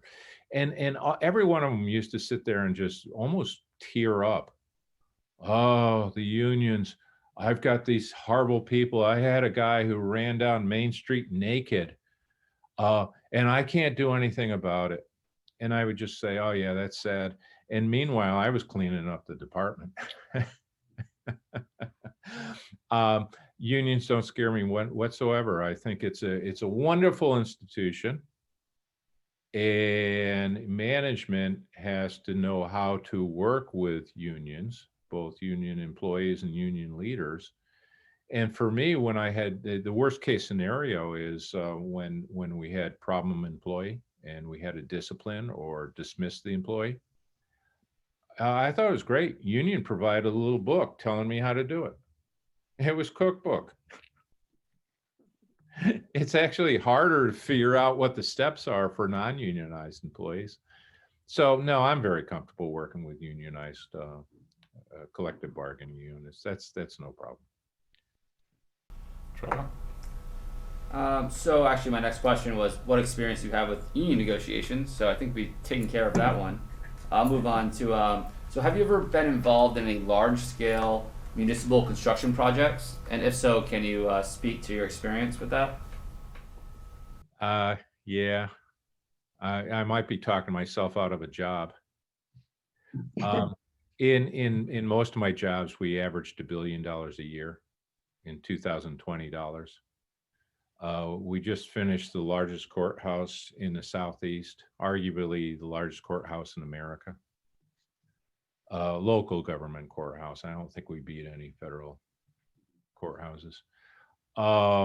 Yeah, I have personally been responsible under my watch of starting and catching up the schedule for programs that $1 billion a year.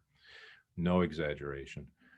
I've also worked all different sides. Again, in my quest to work in a lot of different areas, I worked on Wall Street financing and reviewing the finances and helping them finance, reviewing the budgets, putting together budgets for large programs, doing cost estimating, scheduling projects. I earned my PE by designing projects for local governments, everything from wastewater treatment plants to bridges to buildings. Construction inspection, project management, and then of course project executive and the higher level. So yeah, I at one point I was actually selling myself as a national expert in the area. Great. And that's even for humble Tom to say that. Okay. So can you describe a specific example of when you were able to implement a cost-saving measure in a city or town? Yeah, there was a lot of lag in there and I missed the middle part of your question. Sorry, so can you describe a time when you were able to implement a cost-saving measure in a city or town that you've worked in? Yeah, lots of them. One example in Port Huron. So I set the stage. We had a regional, a very severe but regional recession after 9/11. The governor came through with a week's notice, reduced our funding by about 15%, because all the sales tax goes through the state and gets handed back out by the state to the local governments. We reduced the level of service of our snowplow program. And it was very difficult because had to do that publicly, had to in the fall go to city council and reduce the level of funding for snow removal or snow plowing, street plowing. And we knew we could do it without a real drop in a practical way. There wasn't a reduction in service. Because what I found out, my inquisitive nature found out even before our first winter, they went out and salted and plowed for any amount of snowfall. So if it snowed 1/4 of an inch, the phone call went out. All of our truck drivers, our snowplow truck drivers and their management team and everybody else, as you know very well, set their alarm clocks for 4 o'clock, got paid for double shifts, time and a half, double time on the weekends, and for a 1/4 inch of snow. And so we started setting standards, and then we had to convince city council. And then after the televised council meeting, we had to convince the public and the newspaper and everybody else that you won't notice the difference. And we got all kinds of warnings. If I get into a fender bender, if somebody drives through my front yard and takes out my mailbox, I'm going to sue you because I've got proof that you're not providing the right services. But we did it all very gracefully. And the newspaper, actually, I think they ended up writing a little bit of an editorial and saying, hey, they're still doing a good job. But we saved a lot of money. We cut that program in about half. So next, what experience do you have developing, drafting, or coordinating grants? Well, going back to that, some of the largest capital programs in the country, they were all fueled. Just about everything we did was fueled with federal grants, state grants, federal money through the state, which is usually how the roads are done. We got all kinds of grants, but as a matter of fact, I remember Senator Stabenow standing on one of my bridges in Ohio saying, you're the guy, you better start spending all that money because I'm busting my butt. And if you ever saw Debbie Stabenow in action, she didn't say but. She says, I'm busting my butt in Washington getting you so much money. They're yelling after me in the hallways of Congress about gold plating Cleveland. So you better spend that money. And we did. But we went after record amounts of money in Cleveland. That was part of the Cleveland Renaissance, was pulling in money from everywhere we could find it. So much so the suburbs were getting mad at us for taking more than our fair share, which I can now admit years later. But I'm sorry, one last note too is part of the experience is knowing what grants to not go after, ones that aren't worth the time, ones that have too many strings attached, require too much matching funds, grants for programs you really don't need. That's part of the science. All right, great, thank you. Sure. Question is, how do you perceive the role of the Board of Selectmen working with you as town manager? Well, I think you already said it, is working together, working with each other. I have worked mostly in council manager forms of government. Cleveland was different. Cleveland was a strong mayor, and he was very strong at the time. But all the other jobs on the resume have been council manager forms of government. Most of my work as a consultant has been council manager form of government. And it's kind of a simple role definition. The three of you set policy. The three of you make the big decisions like awarding contracts. My job is to make sure that the expression is well-informed decisions. It would be my job as town administrator to make sure you get those briefings, recommendations, options, backgrounds, so that you can make well-informed decisions. And the same goes also for town meetings, to make sure that the people representing the citizens are well-informed, answers are there for anything that might be asked, and most certainly obvious questions we expect. And then once decisions are made to enact, to carry out the programs.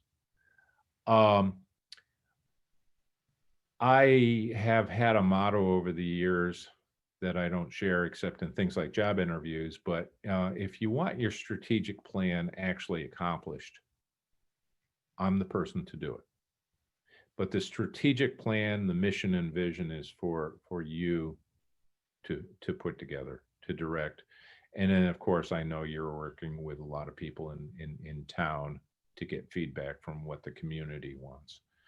And then the final step is it's staff led by the town administrator, making sure that we bring back status reports to let you know what a great job we're doing and how we're succeeding in fulfilling all the items you put in front of us, the direction you provide.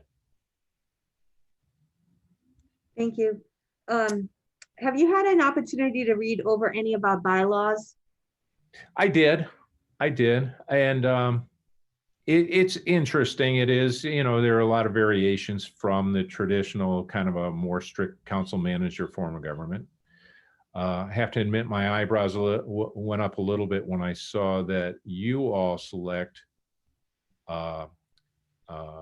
staff, department directors, and I think pretty much every new employee goes through you for approval, don't they? Yes, Yeah, that's a little different. but we do have a committee that actually recommends to the board, and then the board. Goes according to the recommendation, so we don't actually all sit on an interview committee. Trevor is the personnel chair, so he sits in on it and then makes a recommendation to the board at that point. Well, let me ask you, if I could, how much do you take recommendations from the town administrator as to who to hire? The town administrator, go ahead. Yeah, so it's usually depending on the role. The town administrator always has a seat at the table here, and it kind of we go through and we all kind of give our ratings on the candidate, and town administrator will have an equal share as I will, as depending on could be whoever the department head is. So they're definitely involved in the decision. Okay. All right, good. Yeah, and it's not too much. As a matter of fact, even in more traditional council manager forms of government, department heads have to be ratified by the board. It's just a matter of how it works in practice, and who's listening to whom. But no, I have been through the bylaws. Nothing that surprised me, because again, I do know and understand how town government works in Massachusetts. All right, in one word, only one, how would your department heads describe you from your last position? I'll give you a phrase. I had their backs. Supportive. Okay, The one word is supportive. thank you. I know it's hard in certain circumstances, but are you more of a doer or a delegator?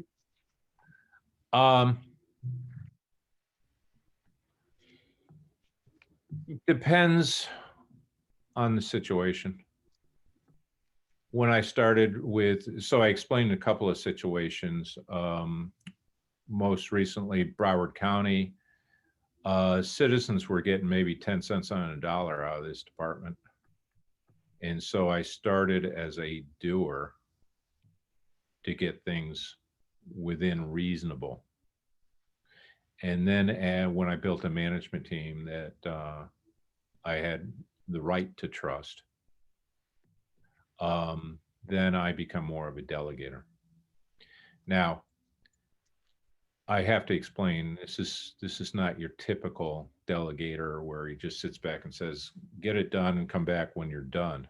That's not how it works. Going back, the rest of my answer for your question about management style, I always assign one person who's responsible for the project, the program, the task, what have you. And make sure that person has all the resources necessary to get the job done. And then I work closely with that person to make sure that we're having progress, staying on schedule, staying under budget, whatever the issue is. That came, if you know your Deming, Deming World War II, over to Japanese industry, came back.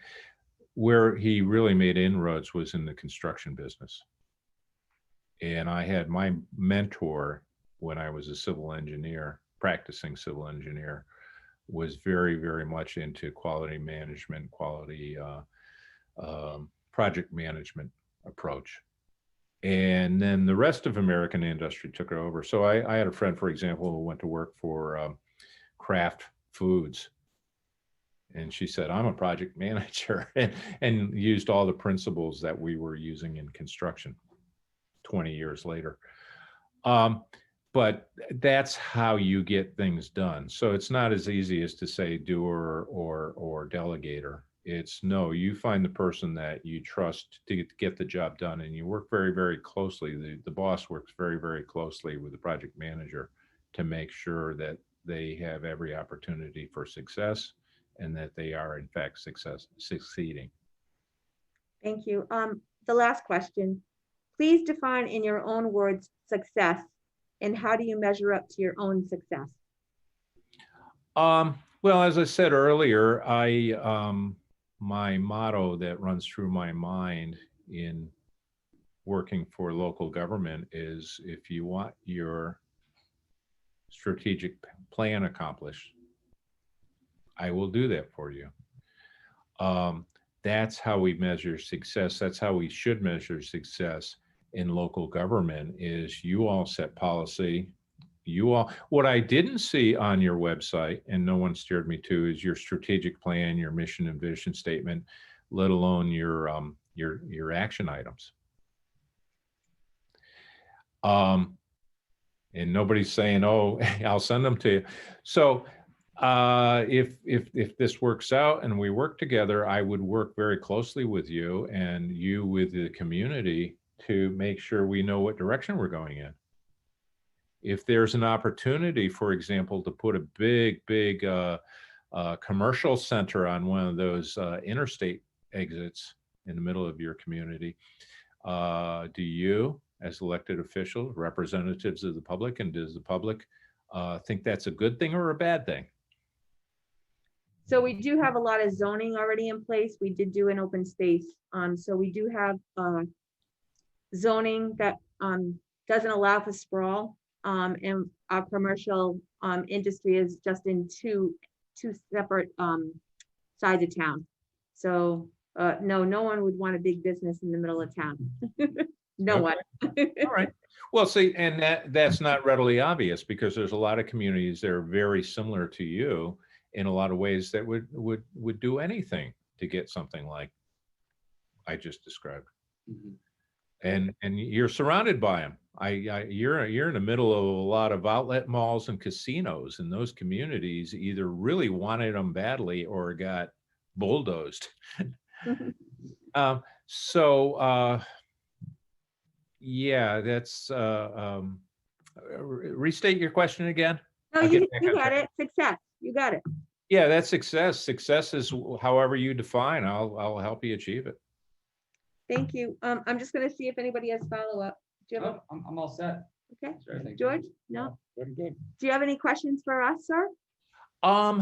Yeah, what are the big initiatives? What are the big projects and programs that you would want to see put together in your time with the town? So creating a DPW would be one. We are just finishing up a police station. We're in the middle of going out for sort of a feasibility study / conceptual design for an addition to the COA, Council on Aging, or a new one. And then Yeah, I think coming up with a game plan and planning for the future that's coming with the new train station opening up in town. You know, I want to make sure that we are ready to take advantage of any opportunities that come with that, but also preparing for any downfalls. So that's something I think we should get on our radar. Yeah. You know, a transportation stop of any sort drives a lot of growth. That's one of the, you know, they can argue, all these planners and developers can argue about many different things, but that one's pretty much cast in stone, is a train stop will change your life. Yep. Yeah. Okay. All right. Yeah. All right. And just a warning before we end, just so you know, with my unusual last name from Slovakia, it turns out that in the entire world, I think there are only 2 Thomas Hutkas. And if you Google my name, there's a pretty good chance that on page 1, maybe page 2, you'll get the other one who puts a bunch of really rough political stuff. And if you didn't know better, you might think that's me. It's not me. I wouldn't do that. All right, thank you. We didn't know that, but we'll check now. Well, I've learned to tell people because it's amazing. You don't always get the feedback, but people have fallen for that. People have been misled by that, and they think, oh, this guy works for the city, and yet he's out there making fun of Nancy Pelosi. Not making fun, insulting Washington figures. So that's. Thank you so much for your time. We will certainly get back to you as soon as we have made a decision. Okay, very good. Thank you. Nice to meet you all, sort of. Thank you. Sort of. Bye-bye now. Bye.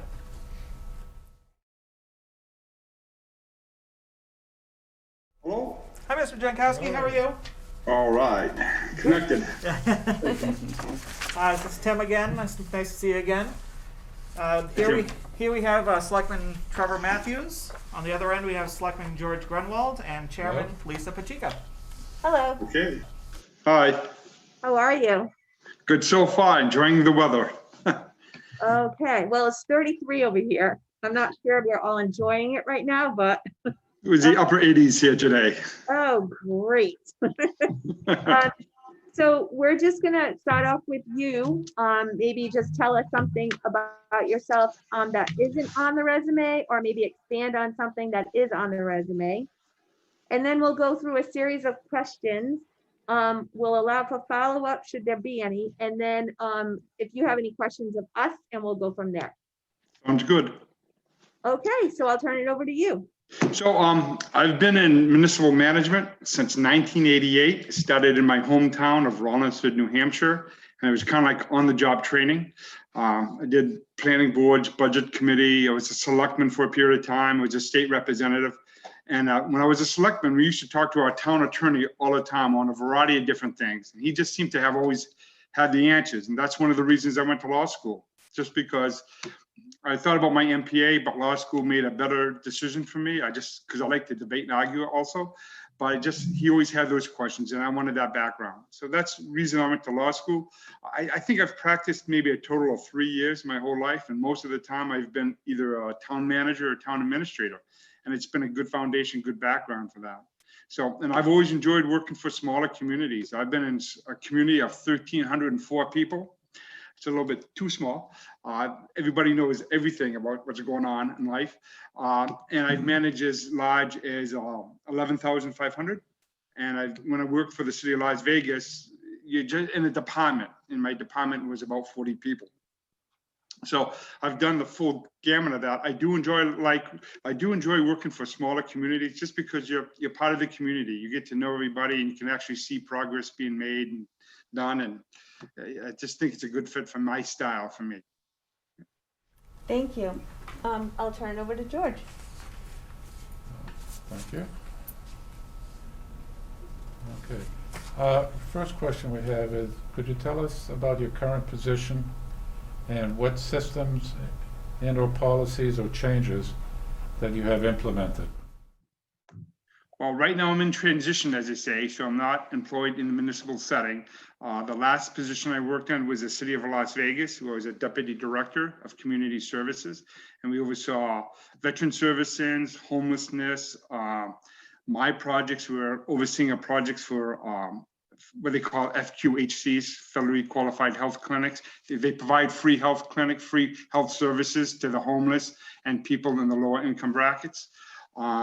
And tiny homes. And part of the job, my job there was finding a location and looking at constructing or putting together a tiny home program for vets in transitions or kids that were aging out of foster care. So that was my last position there. Funding got defunded for my projects. And as Las Vegas did, they let 3 of the deputy directors go, and I was one of them.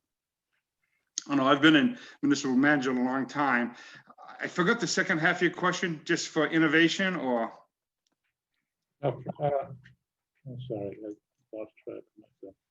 What changes have you implemented in A that? variety of different things, depending on the community, depending on the town. So in Cave Creek, for example, just to improve efficiency, I opened up the second part of the town hall, create a counter so people could come in and do the water billing and tax billing instead of everyone jammed in one small little place. So I try to look at organizational efficiencies when I go into a place.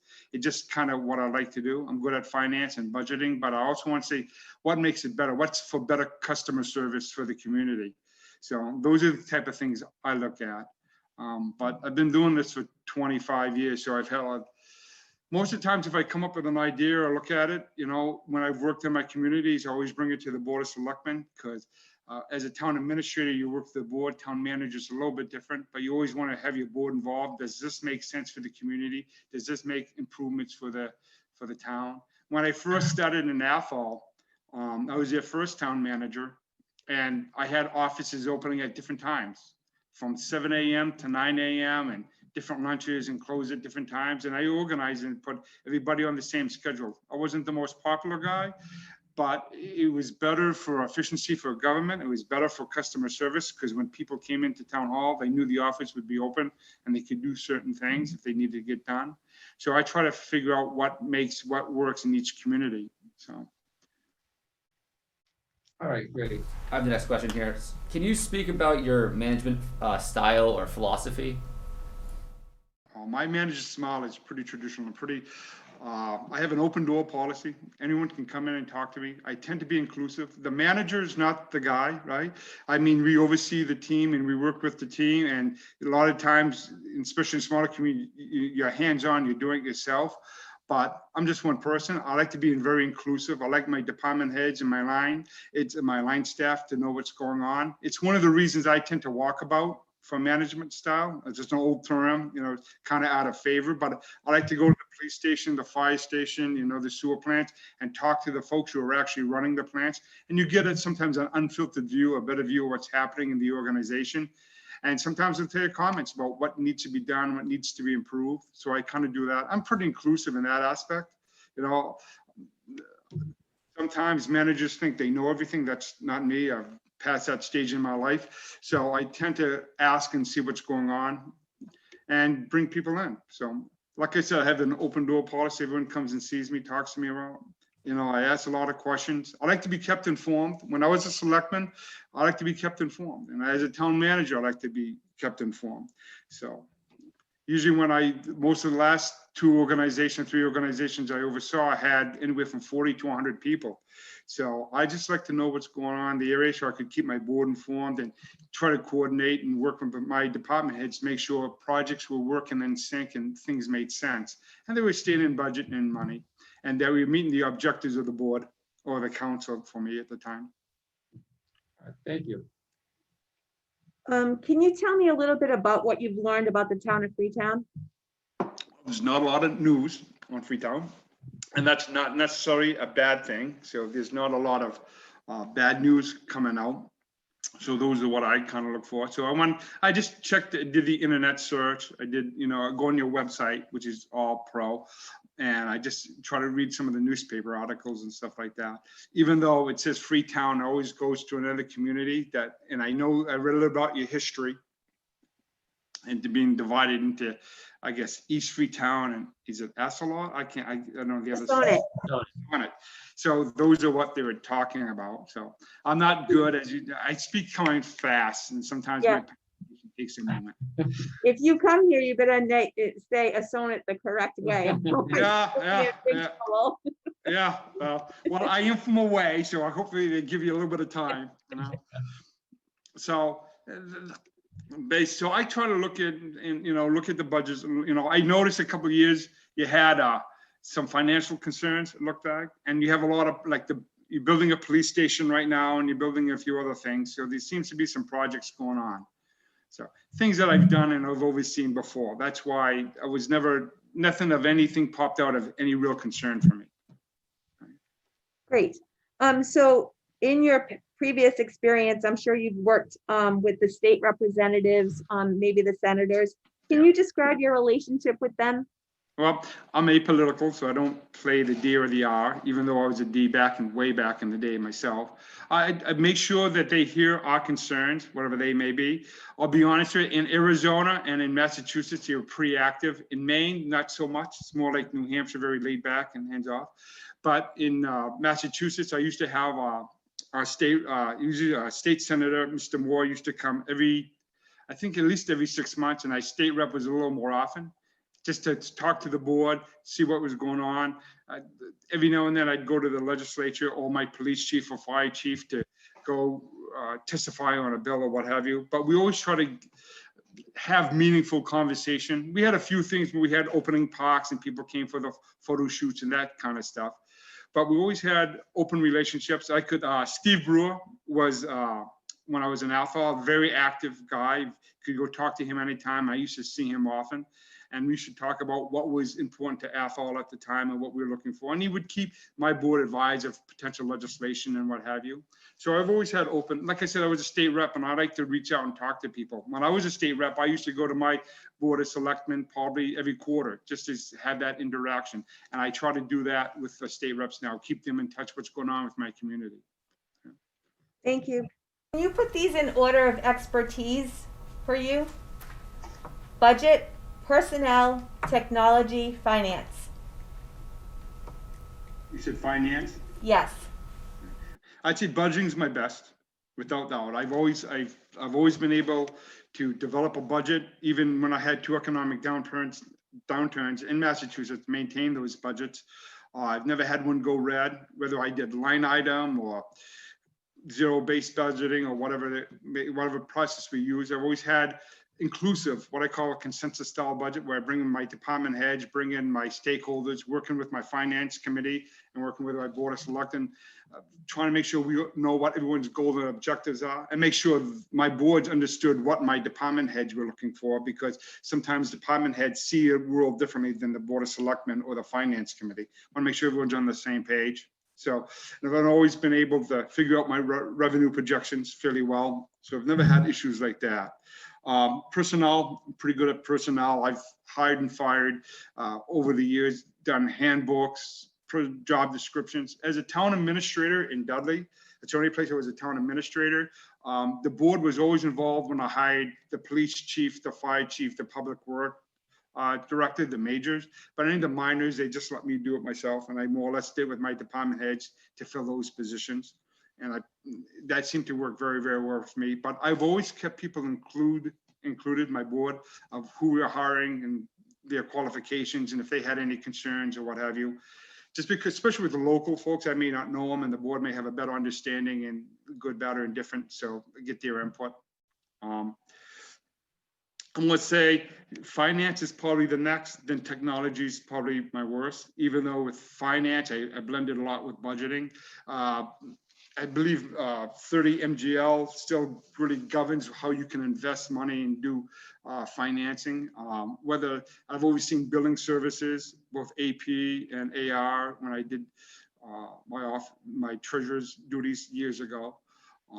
Technology, I've done 2 software implementations and hardware. I was an ET, electronics technician in the Navy, so I tend to be a little more favored toward hardware because I understand it better. But even though I've sat down with my department heads, when we looked at our systems that were not performing that well or were not meeting our needs, sit down as a group, went through the vendors and made proposals to our boards what we would do. And we always bought modular systems that we could build on. We were looking at both saving costs in the long run and saving man hours, because sometimes people were duplicating the work effort. So, but that's the order I would put those in. Thank you so much. Okay. Could you tell us about challenging problems that you might have had and how you resolved them? I think the hardest has always been with personnel. You have someone who's not really working out, who's been a good employee, but for whatever reasons in their personal life, they've had some issues come up and it started to affect their work. you try to mentor them, you try to coach them and work them, but in the end, it just doesn't work out the best. That's always been the hardest for me. So, for example, I had a guy, had alcoholism, be honest with you, in Athol. Worked with him a lot. He went to substance abuse and everything, but just one of those things he just couldn't get a handle of. And he was also for family pressures and stuff. So that's what we try to do. We even had him go to EAP, Employee Assistance Program and what have you. But in the end, it just didn't work out. Those are the hardest things. Probably one of the challenges I had when I first went to Athol, the sewer plant, was running at a negative $422,000, if I remember correctly. So I didn't know anything about sewer systems really well at that time. So I sat down, learned the system, had some peer engineering come in. I think it was Woodward and Curran or Earth Tech work with me, explain how the system works, sat down with my staff, try to figure out a better way to make things work, met with my union stewards in my union just to figure out what positions we could combine. And in the end, we would combine the water and sewer departments, or at least the plant operators, distribution stayed separate, and figured out how to make that plant work better. So just from the technical aspect, I think that was a challenge, but we worked through it. In about 2.5 years, we came black on that project. So for me, I realize there's a lot of things you don't know, and there's a lot of things I'm pretty sound in, and I'm willing to spend the time and effort and figure out how it works and what makes it work. I think that's an advantage. In that same vein, how do you handle conflict between employees? Yeah, be honest with you, when I was in Athol, I talked to Athol a lot today. I don't know why. I had an assessor and a town collector, tax collector, who would not talk to each other. Went back to high school, and it was something I would never be able to change. So we had it so their deputies would always talk and work things out. It's like being an attorney. The first thing is trying to define the problem, try to figure out what's going on, why it is, see if it's something I can do. If it's work related, sometimes it's personal related at home. That stuff I can't, other than give suggestions for employee assistance. But at work, try to figure a way, not necessarily reasonable combinations, but trying to figure a way to make that system work. So it's situation by situation, person by person, because you never know what it's going to be. So always try to define what those are, then try to work away. And if you can't do it, like I said, with those two people before in Athol, then you try to find an avenue that would make it work. Did it slow down the process a little teeny bit at times? But at the time, I mean, they both did their jobs. They both did them very well. So we found that way to work it out. So that's how I did that. I believe in progressive discipline. I mean, that's usually more law enforcement and public safety, but that's the methodology I've always used down that route. So. How would you deal with a department head who is not meeting expectations? I'm sorry, I didn't hear you. I'm sorry.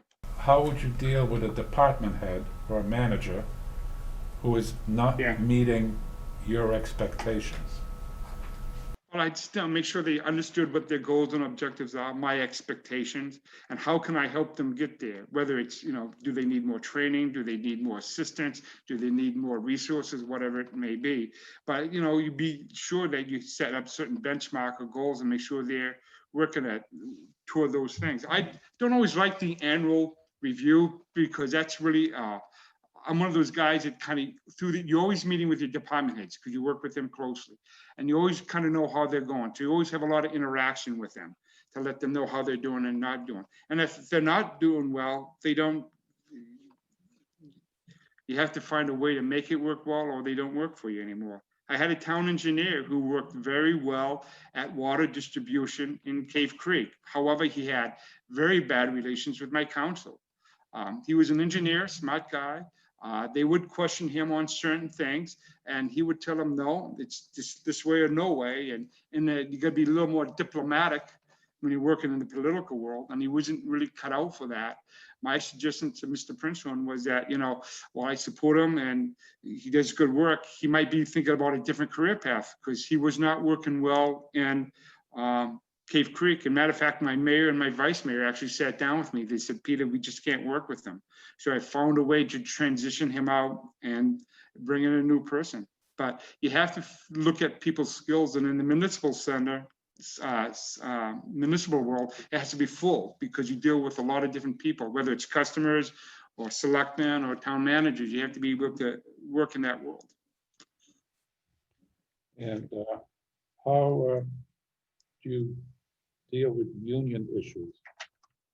Well, I haven't dealt with them in 5 years because Arizona doesn't have unions really. And Arizona, I mean, to be honest with you, Las Vegas is heavily unionized, but never had any issues while I was there. I've always had good relations with my stewards, my foremen. Like I said, in Massachusetts, all my folks were unionized except for the executive secretary or my assistant, right?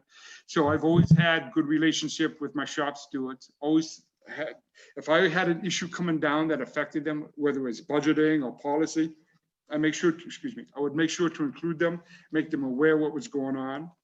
Whether had either impact or successive negotiations.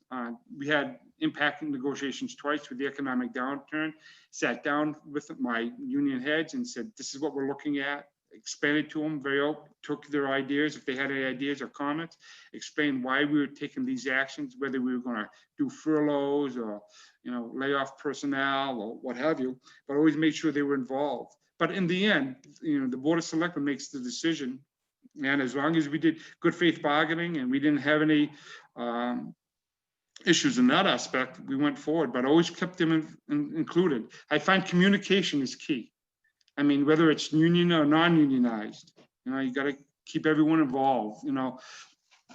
That's how I've always done it. I've always been forthright with them. No, I don't always agree with them, but at least they understand why I'm taking the position I'm going and the way I'm going. But I think I've completed, 7 or 8 different contract negotiations over my career in Massachusetts. I think the longest one we had out was probably 8 or 9 months.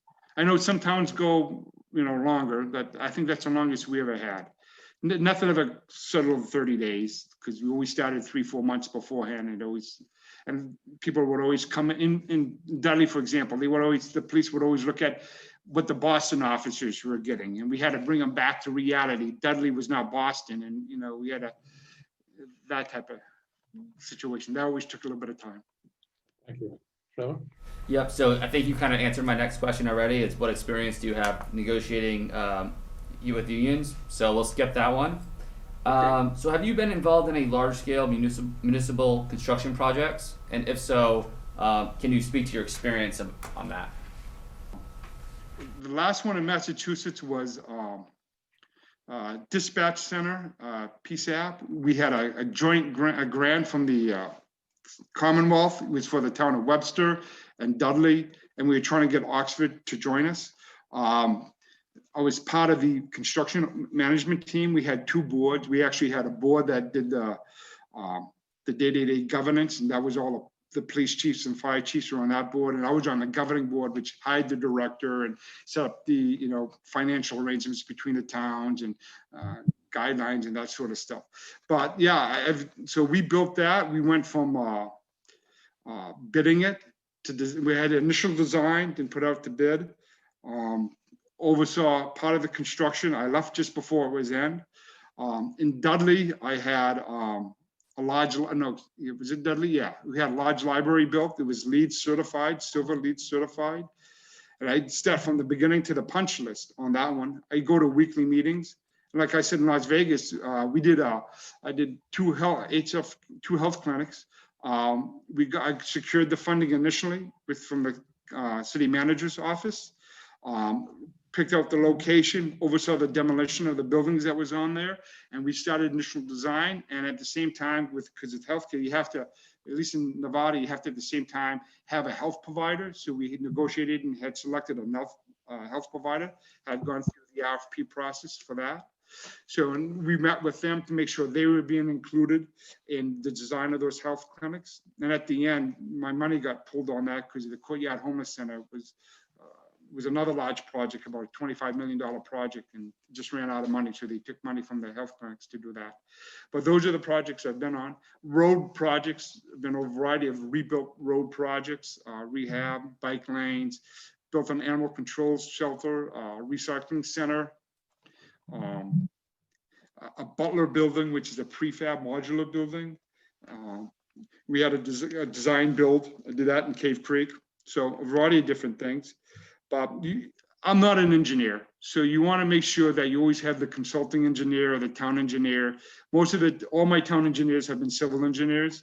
And when they lack that, we make sure we always had a peer engineering firm come in that will work with us. In Massachusetts, we work clerk of the works. Arizona doesn't do that. Nevada doesn't do that.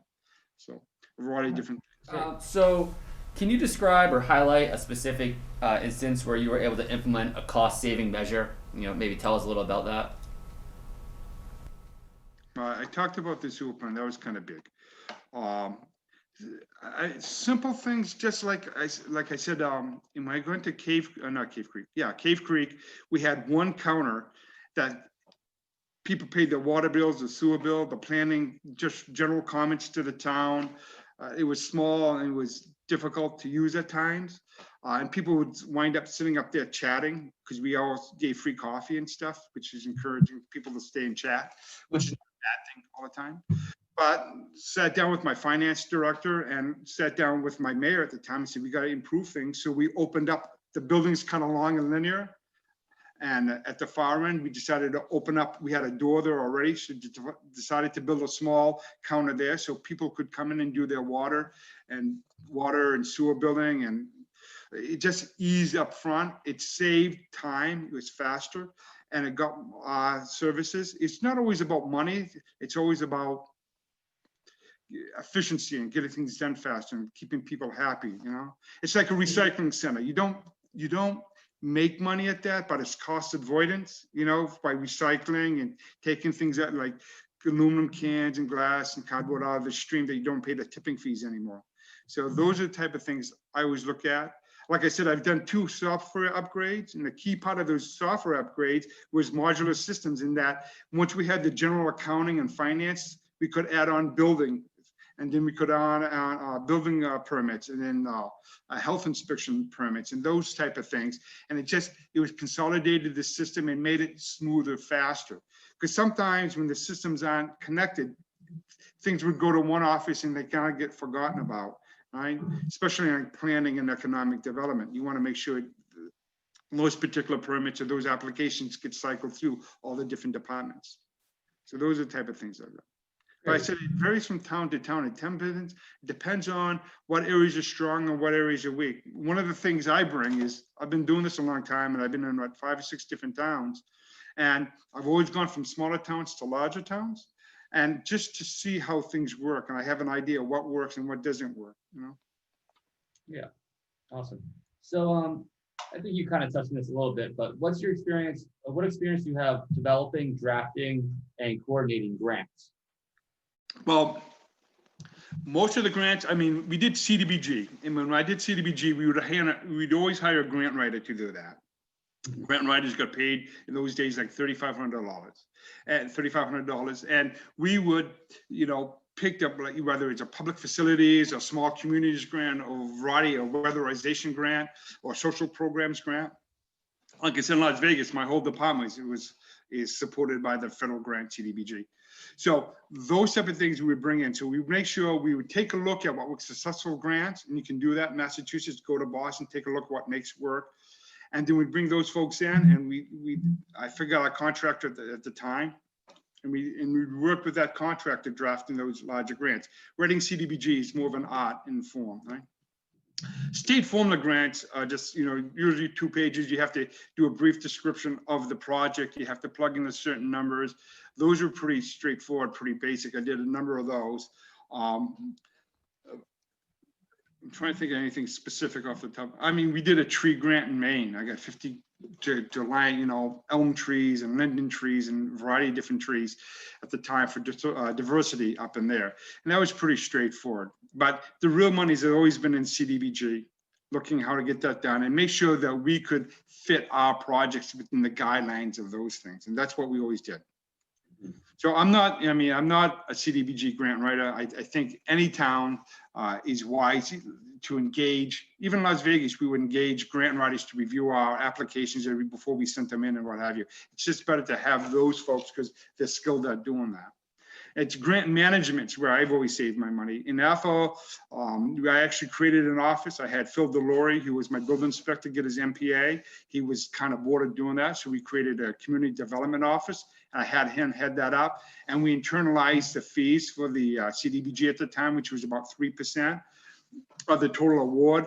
And we could, as we brought that in, they would pay for his office, his assistant, and we could put more money back into the program than paying a third-party contractor. So that made sense for us to do that. All right, thank you very much. Gordon? How do you perceive the role, your role vis-a-vis the Board of Selectmen? Well, my role is, I mean, I serve the board. You know, I'll give you my frank and honest opinions on something, but if the board says go B, I go B. You know, if the options are A, B, C, I favor A, and the board says go B, I go B.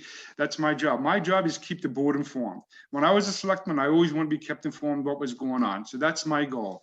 It depends on selectmen. Most of them, I've had a lot of retirees, so I would see them 2 or 3 times a week in town hall and keep them up to speed. Sometimes my guys were still working, so I would set up certain times to meet with them. I usually shot out emails during the week. I've only had, of all the counselors and selectmen I've only had one never had a computer, right? So but he would come in town hall 3 times a week because he was a retired gentleman. But that's my goal, to let you know what's going on. You know, if there's something happening in the community, to let you know what's going on. So my relationship is we work as a team. You have your role, I have my role. And my role is to make sure that you guys keep informed, you're making the decisions appropriately, and that makes sense, you know? And so that's my job, you know? So it defines as a town administrator, it varies from board to board. Some people want to be kept up to speed on this. They want to, like I said, in Ethel, I was town manager, I hired everybody. In Dudley, they want to be part of the major hirings, and the lower hirings, they let me do it. So it really, whatever the board wants, it's kind of fungible a little bit, you know? So. All set? All set. Okay, Thank thanks. I'm wondering if you had an opportunity to look over any of our bylaws. Not enough. I should have taken the time to do that. And this is the way there's going to be nuances. There's no doubt. I knew the bylaws well in Dudley. I knew them well in Athol. I knew my ordinances, right, in my other states, right? So I always known that well. I've never seen anything come out of left field, something crazy like that. So it's one of those things that it's one of those things like being an attorney. I'm not worried about it because I can read and understand what the language is. And most of my career has been in Massachusetts. I have a very good sense of what's expected, what happens, how Massachusetts see things. And I'm one of those guys, if I have I used to call the MMA, I used to call the day desk. And if I had a legal question that wasn't going to cost, I don't know if you're a member, but if you're a member, you can call the day desk back in the day and ask them a legal question. They'd get back to you and stuff. I think that was important. So I wasn't so worried about the bylaws. I'm sure there's some nuances I have to read, but you know, it's like in Maine, I never oversaw a harbor master before, but in Maine I had a harbor master, so I learned about harbor masters, what they do, and keep everyone happy, you know, especially the commercial fishermen, which are a very independent group in Maine. I don't know how they are down where you are. And then the guys who had, you know, the pleasure boats and stuff, and we actually had 2 different piers and stuff. So you learn that. So I'm not so worried about that. I should have spent more time and looked at the bylaws, and I missed it. I'm sorry.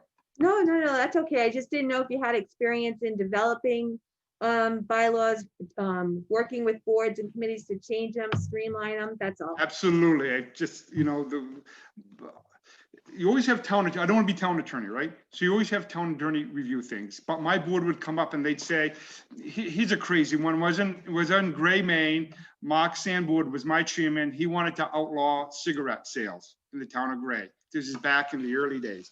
So went on, and, you know, as an attorney, they teach you don't have to start from scratch. Go see what other communities did, how they've done it, and what have you. And I wrote that and did that.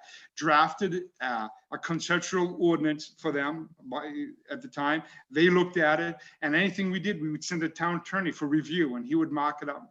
I can't think of the guy's name at the time. They would mark it up and what have you and bring it back. But I've drafted a lot of SOPs, standing operating procedures. I did a whole personal handbook. I've done a variety of different ordinances. I think that's one of my aspects of being a town manager and as an attorney, is that I can at least get it at least halfway there, 3/4 of the way there, get the concepts down, what the board is looking for, or what commission, because I used to work for the finance board, the Board of Health, the Conservation Commission, Council on Aging. They would want their own little ordinances or bylaws, and I would write them up, and, you know, before we submit them to town meeting, but I always gave them to town council. So I've done a lot of that. It's just, Thank you. In one word, and only one, how would your department, sorry, it's been really difficult, don't worry about it. But, anyway, in one word, how would your department heads describe you? adaptable. That was easy. Yeah, Yeah. haven't heard that one yet. So, No. yeah. You have to be flexible. You have to be able to shift and move. And I know that this next question is difficult, but would you say you're more of a doer or a delegator? Depends on the situation. So if it's a small situation like you, I tend to be more hands-on as a doer. In larger organizations, you have to delegate. It's just too much going on, too many moving parts, too many folks. So, but I do like, you know, there's certain things I like to do. I like to do myself, you know. So being a small community manager, you have to be a jack of all trades, hands-on generalist, and you have to be willing to do it. So I think when I met with your board, you don't have a procurement officer. So the town manager does all the procurement. I did that in my last communities. Just because you don't have it, you have to do it, and you do it yourself, and that's fine. If I can delegate and train someone to do it, they want to do it, I'm all for that, you know. But you have to look at your staff and your resources and what they're interested in. I had a guy in Cave Creek who was my planner, and he was a very good planner. He's the director now, Luke Katzman, but he was very bored. And when we were putting together an economic brochure, I put him ahead of that, and he did the photo shoot with the models and all that, just to give him something else to do. I delegated to that because he liked doing it. Same with Phil Deloria. Like I said, he was my building inspector, was bored, didn't like that job, and I gave him another position. So it depends on the organization, but I want to keep busy. I don't want to be in a, part of the reason when I was in Las Vegas, I mean, I spent probably 1/3 of my time with not a whole lot going on. So I'm looking for a community that's going to keep me busy. All right, last question. Can you define in your own words what success is, and how do you measure up to your own success? Well, success is trying to meet the goals of the program or the project, whatever that is. I mean, it's a pretty standard grade answer. So is everything going to work? No. Are you going to give it your best try? Yes. Are you going to allocate the right resources, the right staff, and the right time to get that project done? You're not going to shortchange it. So for me, it's like, that's why I like working in small towns. You get to see what your accomplishments are. Or if it doesn't work, how can we get around it and make it work and what have you, you know? So that's in my mind, trying to meet that goal, trying to beat those whatever that is, whether it's a project or program. Okay, we're just gonna follow up maybe on some other questions. Do you have any follow-up, George? No. Okay, My other question is, so are you in Arizona right now? I am in Arizona right now. But what's the temperature right there right now? I was in the 80s today because my wife had me outside standing and painting. So, but it's weird right now. It's been a weird season. So I think this week it's all in the 80s, and next week it's going to go downhill, down in cool. You know, when we get 60 degrees, everyone's putting on a parka. You know, so. Last question. Why do you want to come back here? It's cold, miserable. Well, no. I mean, as much, I'm in the Phoenix area, it gets to 122 degrees. We had how many days did we have over 110? It was like 75. It was a lot, and a lot over 100. So my kids I got 2 in college, and my last one's a senior in high school. And so he's got 1 semester left, and decision is we don't want to stay in the desert and we don't want to stay in the valley. So, and families back home in New England, you know, I mean, to travel out here, you're traveling distance all the time. Where you folks are, I'm 2 hours from my family and stuff. I don't want to be any closer. I like the distance. I did catch one thing that you said. You talked about an economic development brochure. Yes. Okay, so you Oh, I've worked done- on that? Yes, we did. We have a couple, I've done it both for when we were in Dudley and in Cave Creek. Cave Creek's different in that it was a tourist community, very Western theme. We had a rodeo, PRCA. It's like, if you've ever watched the bull riding PBR on TV, well, the PRCA is the level right below it. Try to get people to, because Cave Creek, we don't have property tax. It's all sales tax, all room tax. So we're a regional destination. So we actually hired a marketing firm, sat down and looked at what our assets were, what our resources were to the town. And we put together a brochure trying to lure people and bring people up to the community, highlighting, when I was in Massachusetts, it was about infrastructure and Ethel and Dudley, infrastructure and, bringing jobs, all that. In Cave Creek was tourism, bringing folks up there to spend dollars, in the restaurants and bars and what have you. So the brochures had different focuses, but it reflected the different communities. But I worked on that. I didn't do it myself. You bring in a marketing area person. And like I said, I had Luke Katzman, my town planner, on that. And so we had a variety of different things, and we hired professional models to come out and do some modeling for us and stuff. So it was good. But yeah, you want to sell the community. Then we contracted with the state, put them in kiosks. We would advertise our festivals. Cave Creek, we have probably 6 major festivals a year. The Taste of Cave Creek and the Balloon Festival were the big ones. And Bike Week, Arizona Bike Week, was another one. And we would actually buy radio time to do that and to bring people up there. So depending on we would never buy radio time in Dudley or Ethel, but here we would, just to bring people up. So the town would go from 5,000 to 20,000. Our Taste of Cave Creek, we could have anywhere from 4,000 to 6,000 or 7,000 people a night for the 3 nights up there, coming up there. So for all those were big ideas, big events to bring folks to. Thank you so much. Do you have any questions for us? What are you looking for in a town administrator? Because it's kind of a broad term. It is a broad term. We're looking for somebody that we can partner with, that when we make decisions that they're carried out and followed through on. Somebody that wants to build a relationship with each one of us, because we are a small board, and we come at things at different angles, but most of the time come together at the end. So maybe somebody that can interweave us together to make us more, to make you and all of us cohesive in a good working group. Because like I said, 3 members it's hard to work with. It's a team. It is a team environment. Exactly. Some of our projects are that, we're just finishing up on the police station. We'll be looking to do, in addition to the senior center or a new senior center or some other configuration of that. Long-term projects, we'll be looking at the town hall. Trevor has mentioned, and you can mention it again if you want to. About the train company. Yeah. Yeah. So we're about to get a new MBTA station in town, and so it's obviously going to be a big change to town. I think there's a lot of opportunity, but also a lot of potential, downside of that. So we want to, be able to take advantage of the opportunities and also prepare for any kind of, traffic and things of that nature. So that's just a big change coming in the near future. And that, and with that goes hand in hand is, we are also a growing community, and that certainly will have an impact on us. So, right now we have a small highway department, but maybe streamlining some of that stuff and making it a working DPW. I assume you still contract snow plowing and all that, or do you do it Yep. all in-house? No, we do both, but we have contractors, yeah. Okay. How about law enforcement? Do you guys contract that, or do you have your own police force? We have our own police force, Huh? own fire department, and own ambulance service. Okay.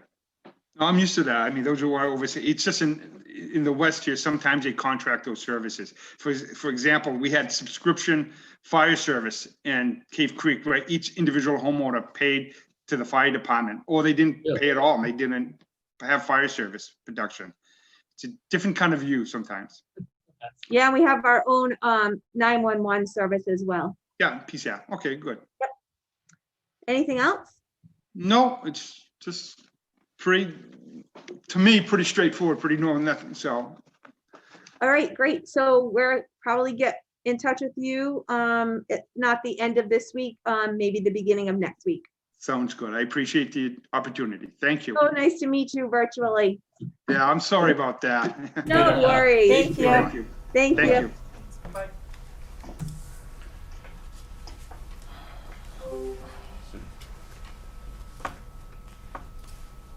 So, Close the meeting now, or how's this go? yep, we just make sure we'll do our score sheets now. Are we gonna do them now? Yeah, Okay. did you do yours? Okay. I didn't know. I was gonna. Yeah, what's the process? So we do our score sheets, we give Tim all of our score sheets, he adds them all up. And then, we can, think about this for a little while, wait till Tim sends us the score sheets all added up. We can, gives, without maybe mentioning names, maybe going with candidate 1, 2, 3, and 4. We can talk about pros and cons, or we can make a motion, go into executive session for contract negotiations. But the decision has to be made on the candidates' rankings in open session. Right. Okay. So Wait maybe, a minute, maybe I'm not following you. okay, go I ahead. understand ranking. Well, I have my ranking, so number 1 would be the one I would hire, and number 2. So we would take the average, I guess, of Yep. 3. But what was the rest that you said I didn't follow? You would have to, basically you would come up with the scores. I would probably randomize it, so, I'd give you guys the matrix, and for the first one, you'll be right at the top, the second one, Trevor will be at the top, that kind of thing, so it's all random. We'll determine which candidate got the highest score, and then I will present that to you guys and tell you, these are the order, you can talk amongst yourselves, you'll make the choice, we'll go with candidate 7, because I'll just, not to sway, I'll just pick a random number. Good. And that has to be an open session, and then you'll go into executive session to start your preparations for negotiations. Okay, but we don't actually sit down and discuss the pros and cons of the individual people? You can, but you'd have to do that in open session, you can't do that in executive. Well, that has to be an open session. Yeah, but you can, instead of saying the name, you can say candidate number 1, candidate Okay. number 2, candidate number 3, candidate number 4. Okay. So I'm gonna just do my scores, and then Mhm. I'm gonna give them to Tim right now. Okay. Can we find out which candidate is 1, 2, or 3 based on our scores here, or no? It'll be according to, All right, but we shouldn't discuss it, is what I'm getting out of this now, right? it's up to you. We can discuss it now, or we can go to bed, think about this, have a brief meeting. Yeah, I think I'd like to think it over. Okay. I'll pass in my sheet now, Okay. Yeah, but I'd like to think it over. Yeah. Okay. There you You go. good? Alright. All right, so we'll see you at the next meeting, is that, how this gonna work? yeah, when do you wanna meet? Do you wanna meet, so what do we have Monday? Monday, you don't have anything, Do you wanna do it Monday? Sure. Yeah. Monday? so just a town administrator meeting on That's Monday? it, Yep. nothing else. Nothing That else. Oh, okay. Boom. 4? 4's fine. 4. 4. So do 4 open, and then if we need to go into executive, Executive. we'll do that. Following, okay. Zoom? Zoom. Yep. Zoom? I'll be in. Fine. Okay, I'll be out of perfect. town, so. Okay, Okay. let's make it quick though, right? Yeah. Okay, cause it's Thanksgiving week. Oh, yeah, I mean, when you say quick, half hour to an hour? Yeah, an hour. An hour, right? Yeah. Okay, because, I mean, we might have a lot to talk about. Oh, absolutely. if I'm the not scores saying are let's closed. get it done. I'm saying Yeah. let's, yeah. Okay. All right, and if we want to put something on the agenda, just something quick to get it out of the way, no problem with that, or do you just want this to Let's be just just do this this for item? next week, cause next week is Thanksgiving. Let's just do Right. this. Okay, Cause the 30th, we have already 6 things on the agenda. Mhm. Yeah. Remember? Cause we kept pushing them off. yeah, So, okay, so that'll be the only thing next Monday. Yep, only thing on Monday, Good. 4 o'clock.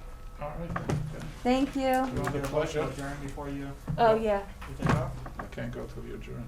You wanna make a motion? Make a motion to adjourn? Yeah. Go ahead. I just did. Oh, just Second. All in favor? Aye.